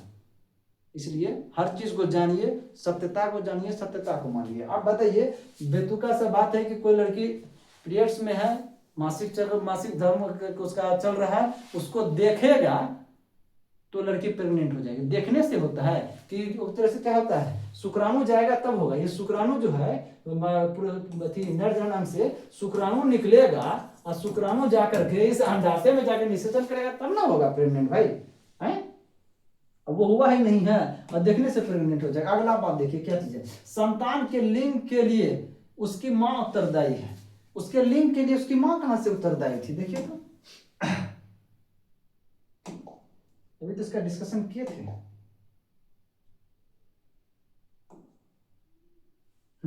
अभी देखिएगा कौन उत्तरदायी है, समझिएगा ध्यान से। जो फर्स्ट निषेचन हुआ था जिसमें लड़की हुआ था, तो उसमें क्या चीज हुआ था, ये जो पिता के द्वारा क्या था 22+ आया था, अब माता के द्वारा 22+, माता के द्वारा दोनों समय में देखिए जब लड़का भी पैदा हुआ था 22+ दी थी, लड़की भी पैदा हुआ था 22+ दी थी। लेकिन जब देखिए लड़की पैदा हुआ है तो पिता जो है 22+ दिया, शुक्राणु से आया नहीं पिता से आया है। जब लड़का पैदा हुआ था 22+y दिया है। इसका मतलब जब ये अक्स दे रहा है यहाँ पे तो लड़की हो रहा है, जो वाई जहाँ पिता दे रहा है तो लड़का हो रहा है, तो जिम्मेदार तो यहाँ पे नर था ना भाई, माता कहाँ जिम्मेदार था। तो वही तो बोल रहे हैं ना, पहले के व्यक्ति सब जो है ना सबका सब बता दे रहे, मैक्सिमम सब जो जब माना है जो सब वो सब भी तो मूर्ख था, बेवकूफ था सब, इस सब चीज को लेकर के बेतुका सब अवधारणा को मान लिया, ठीक है ना। समाज में गलत चीज ज्यादा फैलता है, और वो फैलाता है जिसको समाज को बेवकूफ बना करके उसको कुछ हासिल करना होता है, वही लोग फैलाता है सब चीज। चलिए देखिए ऋतुस्राव की अवस्था में अभी के जमाने में कोई किसी को बोल दे कि मुंह से पैदा लिया, कोई पैर से पैदा लिया, बोले वाला को 10 थप मारेगा, चूर देगा पकड़ के, ठीक है। चलिए अब पहले भी मारना चाहिए था, छोड़ दिया गया, गलती किया। चलिए देखिए अगला क्या चीज है, ऋतुस्राव की अवस्था में लड़की का रसोई का काम करना निषिद्ध है। मतलब कोई लड़की यदि पीरियड्स में है तो वह रसोई में नहीं जा सकती है, और तो क्या मंदिर में घुसने से मना कर दिया था। बाप रे बाप, जिस प्रोसेस से तुम पैदा लिए हो वही प्रोसेस उस लड़की में हो रहा है, उसको मंदिर में नहीं घुसने दे रहे हो। तो अक्सर देखिए महिलाओं के प्रति जो भी एक तरह से देखिए जो निचले जाति के लोग के साथ तो गलत जो हुआ सो हुआ, हर जाति के महिला के लोगों के साथ गलत हुआ है। उसके साथ जो नियम बना दिया है उस चीज को पालन करना पड़ रहा है। आज भी देखिएगा किसी का लड़का है तो वो जाकर के कहीं पटना में रह के पढ़ रहा है, लेकिन उसकी बेटी है तो वो घर में रहेगी। और यदि बेटी यदि कहीं यदि किसी से अपनी मर्जी से शादी कर ले रही है तो उसमें उसका इज्जत चला जाता है, उसका बेटा कहीं से कर रहा है तो कोई दिक्कत नहीं होता। बहुत कुछ है जो कि लड़कियों को लेकर के पाबंदी है, बहुत हटा भी है, सती प्रथा हटा, घूंघट हटा, धीरे धीरे आज की लड़कियां भी धीरे धीरे सब विकसित हो रही है, वो हटा करके छोड़ेगी, हट ही जाएगा। ये समाज का जो बेवकूफ लोग है कितना दिन तक चलेगा। चलिए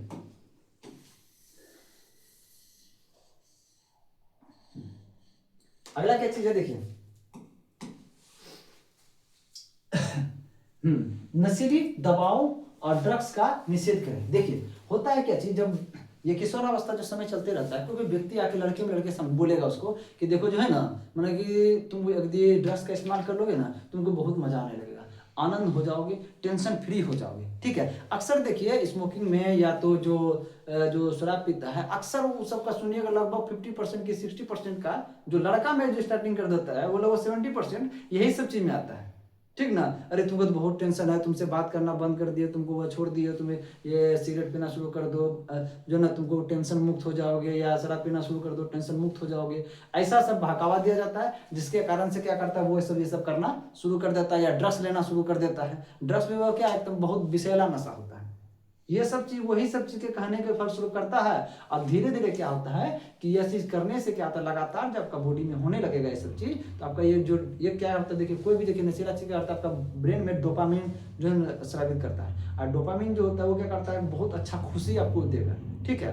आपका बॉडी बार बार उस खुशी को मांगेगा, जब जब उस खुशी को मांगेगा तब तब आप दौड़िएगा। या तो सिगरेट का लत है सिगरेट पीने जाइएगा, शराब का लत है शराब पीने जाइएगा, या ड्रग्स का लत है तो ड्रग्स का यूज करने के लिए जाइएगा, ठीक है। इसीलिए उस लत से थोड़ा क्या दूर ही रहना चाहिए, वो लत बहुत खराब होता है। अब देखिए क्या होता है, उससे एड्स होने का भी चांस होता है। कुछ क्या होता है, ड्रग्स जो देखिए ड्रग्स हमारे लिए फायदेमंद है। ड्रग्स क्या करता है, जो कि डॉक्टर जो होता है वो किस चीज के लिए यूज करता है, पेन किलर के रूप में करता है। यानी बहुत ज्यादा दर्द कर रहा है तो ड्रग्स का इस्तेमाल किया डॉक्टर, तो दर्द होना बंद हुआ। तो डॉक्टर जानता है ना कौन सा ड्रग्स इस्तेमाल करेंगे, कैसे करेंगे। उसके बाद और कुछ ड्रग्स होता है जो कि अभी बैक्टीरिया को मारने का काम करता है, एंटीबायोटिक का काम करता है। कुछ ड्रग्स होता है जो अब डिप्रेशन में है तो वो डिप्रेशन को खत्म करने के लिए होता है। वो डॉक्टर ने जानता है भाई, उसका एक लिमिट मात्रा होता है देने का है। अब क्या करता है कि लड़का में एक तरह से जान नहीं रहा है किसका क्वांटिटी होता है। वही बात होता है ना, शराब सही रूप से जान नहीं रहा है किस प्रकार से बनता है, चोरी छिपे बनाता है, वो इथाइल अल्कोहल की जगह पे मिथाइल अल्कोहल बना लेता है, नशीला शराब बन जाता है, व्यक्ति पीता है मर जाता है। उसी प्रकार से ड्रग्स का हाल हो रहा है। और लोग क्या कर रहा है, जान रहा है कैसे नहीं बनेगा, वो इंजेक्शन लिया, इंजेक्ट करके अपने नस में जाकर के इंजेक्ट कर दिया, उसको तो मजा आ रहा है भाई भाई। अब देखिए इससे एड्स फैलने का क्या चांस होता है भाई भाई, जैसे कि मुझे हमें एड्स है, ठीक है, हमारे साथ एक और लड़का आया, हम भी ड्रग्स यूज कर रहे हैं, वो भी ड्रग्स यूज कर रहा है। अब क्या करेंगे कि जो हम जिस इंजेक्शन से हम अपने ब्लड में ड्रग्स को डाले हैं वही इंजेक्शन इसको देंगे। अब जैसे इंजेक्शन जिससे गया तो नीडल में क्या हुआ, हमारे अंदर जो HIV वायरस हो जाए, एड्स जो होता है क्या है, एक बीमारी का नाम है। वो किस वायरस से होता है, HIV से। HIV मतलब क्या होता है, human immuno deficiency virus. Immuno मतलब क्या होता है, जो आपका इम्यून पावर जो होता है उसको क्या करता है, रोग प्रतिरक्षा पावर जो होता है उसको कम कर देता है वायरस। जब रोग प्रतिरक्षा कमजोर हो जाएगा, आपके शरीर का जो सेना है वही मर जाएगा। जब सेना मर गया तब क्या कर पाइएगा, कुछ नहीं कर पाइएगा। आपके कोई भी बैक्टीरिया आकर के बीमार कर देगा, कोई भी वायरस आकर बीमार कर देगा, आप कुछ नहीं कर पाइएगा। धीरे धीरे आपका कहानी खत्म हो जाएगा, इसका कोई इलाज ही नहीं है। अभी देखिए सबसे ज्यादा अभी देखिए अभी सीतामढ़ी में जो है, सीतामढ़ी में लगभग समझ लीजिए लगभग कितना था, शायद 5-6 हजार के आसपास जो है ना लगभग टोटल जो है वहां पे निकला है एड्स का मरीज। और टोटल अभी करंट में बिहार में टोटल लगभग 97,000 एड्स का मरीज है। आप सोच सकते हैं कि वो किसके साथ रिलेशनशिप बना रहा है, किसके साथ क्या कर रहा है नहीं कर रहा है, वो मात्रा तो फैलते जाएगा, क्योंकि उसका तो इलाज नहीं है, वो खत्म होगा नहीं। वो चुपके जो किसी से जो रिलेशनशिप बनाने के लिए जो आतुर रहते हैं ना, तो उसी का ये सब चीज परिणाम ज्यादा होता है, सेक्सुअल रिलेशनशिप ज्यादा फैलता है। और एक तो ड्रग्स से भी है ज्यादा फैलने का चांस रहता है। इसलिए क्या होता है, वो नीडल जिससे कि हम इंजेक्ट किए वो नीडल में गया HIV वायरस, वही नीडल को क्या किया कि दूसरे कोई बगल व्यक्ति है, ठीक ना, वो भी उसी से इंजेक्ट कर लिया। तो हमारे में HIV वायरस है तो उसके बॉडी में भी गया HIV वायरस, हम भी एड्स से पीड़ित, वो भी एड्स से पीड़ित, कोई एक और बगल में बैठा है तो उसको भी इंजेक्ट किया, वो भी एड्स पीड़ित होते रह जाओ, ठीक है। इसीलिए क्या है, सब चीज का एडिशन नहीं होना चाहिए, सबका आदत नहीं होना चाहिए। चलिए अगला क्या चीज है, अगला और ये लास्ट टॉपिक है हम लोग का।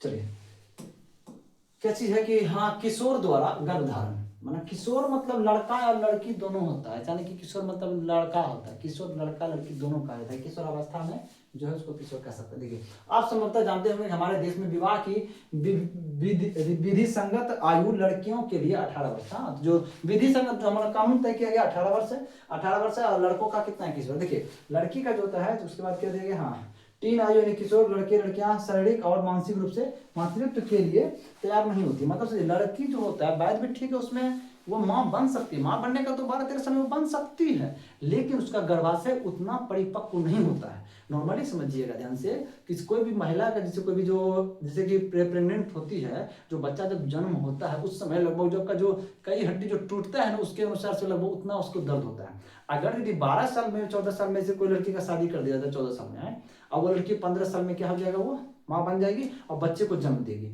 अब 15 साल का बच्चा का कितना बॉडी में एक तरह से उसका क्षमता कितना होता है, सहनशीलता कितना होता है, और सोच सकते हैं उतना एक हड्डी टूटने के बराबर उससे भी ज्यादा उसका दर्द होता है, उस दर्द को बर्दाश्त कर रही है।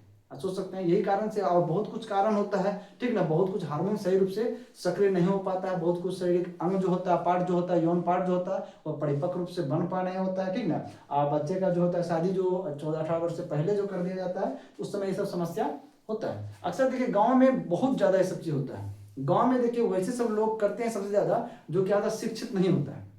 जहाँ शिक्षा नहीं होता है वहां पे क्या होता है, आपका प्रथा चलता है, वहां आपका एक झूठ फूस का सामाजिक इज्जत ना होता है कि यहाँ कोई लड़की जो है यदि शादी अभी नहीं करते हैं तो वो लड़की किसी के साथ जो है ना शादी कर लेती है तो मेरा इज्जत चला जाएगा, ठीक है ना। देखिए कोई भी बच्चा है आपका, यदि अपने बच्चे के लिए सोचिए, ऐसा मत सोचिए कोई और क्या कहेगा नहीं कहेगा। आप अपने परिवार के लिए यदि खुद जिम्मेदार होते हैं, खुद सोचते हैं, तो आपके परिवार में कभी भी किसी प्रकार की समस्या नहीं होगा। यदि अपने परिवार के फैसले को किसी और पे थोपते हैं, यदि गलत कोई हो सकता है तो वो शादी के बाद भी हो सकता है, पहले भी हो सकता है। इसलिए बच्चे के खुशी के बारे में सोचिए, ऐसा नहीं कि बाह्य बातों में सोचिए। लोग बेवकूफ, समाज बेवकूफ रहता ही रहता है, उसको आपके परिवार या आपके बच्चों से कोई मतलब नहीं होता है। चलिए देखिए बाल विवाह, हाँ देखिए बाल विवाह, कम उम्र में विवाह, मातृत्व से माँ और संतान दोनों ही स्वास्थ्य संबंधी समस्याएं उत्पन्न हो सकती है। जो देखिए जैसे वो बच्चा भी जन्म जो होगा उससे, तो वो स्वस्थ बच्चा कभी भी सही रूप से पैदा नहीं हो पाएगा, क्योंकि उसका जो गर्भाशय जो है, गर्भाशय में जहां बच्चा वो पलेगा वह गर्भाशय परिपक्व नहीं हुआ है। जब परिपक्व नहीं हुआ है तो बच्चे को संपूर्ण रूप से पोषण कहाँ से मिल पाएगा, है? तो उसमें तो जो बच्चा जो जन्म लेगा वो भी समस्या ही होगा, उसको जन्म में भी समस्या होगा। इसीलिए जब आप 14 साल तक रुके हैं तो 4 साल और रुक जाइए, उसके बाद शादी विवाह कीजिए। सबसे चलिए जो शिक्षित जो हो गए हैं, जो पढ़ लिए हैं, तो जानकार हो चुके हैं, तो वहां धीरे धीरे लगभग खत्म हो चुका है। जहाँ शिक्षा कम है वहीं ये सब चीज ज्यादा हो रहा है। चलिए अब उसके बाद समझिए, अब ये चैप्टर जो है आपका संपूर्ण रूप से ये खत्म हो चुका है। लंबा चैप्टर था, मेरा कोशिश था कि समझा करके ही खत्म करेंगे, चाहे आगे जो भी होगा हम समझा करके ही खत्म करेंगे, ठीक है। जैसा लगा हो, आपको अच्छा लगा हो तो कमेंट कीजिए, ना लगा हो तो कोई बात नहीं है। फिर हमारा कोशिश रहेगा अगला वीडियो और अच्छी तरह से कोशिश करेंगे, समझाने का कोशिश करेंगे। थैंक यू, जय हिंद।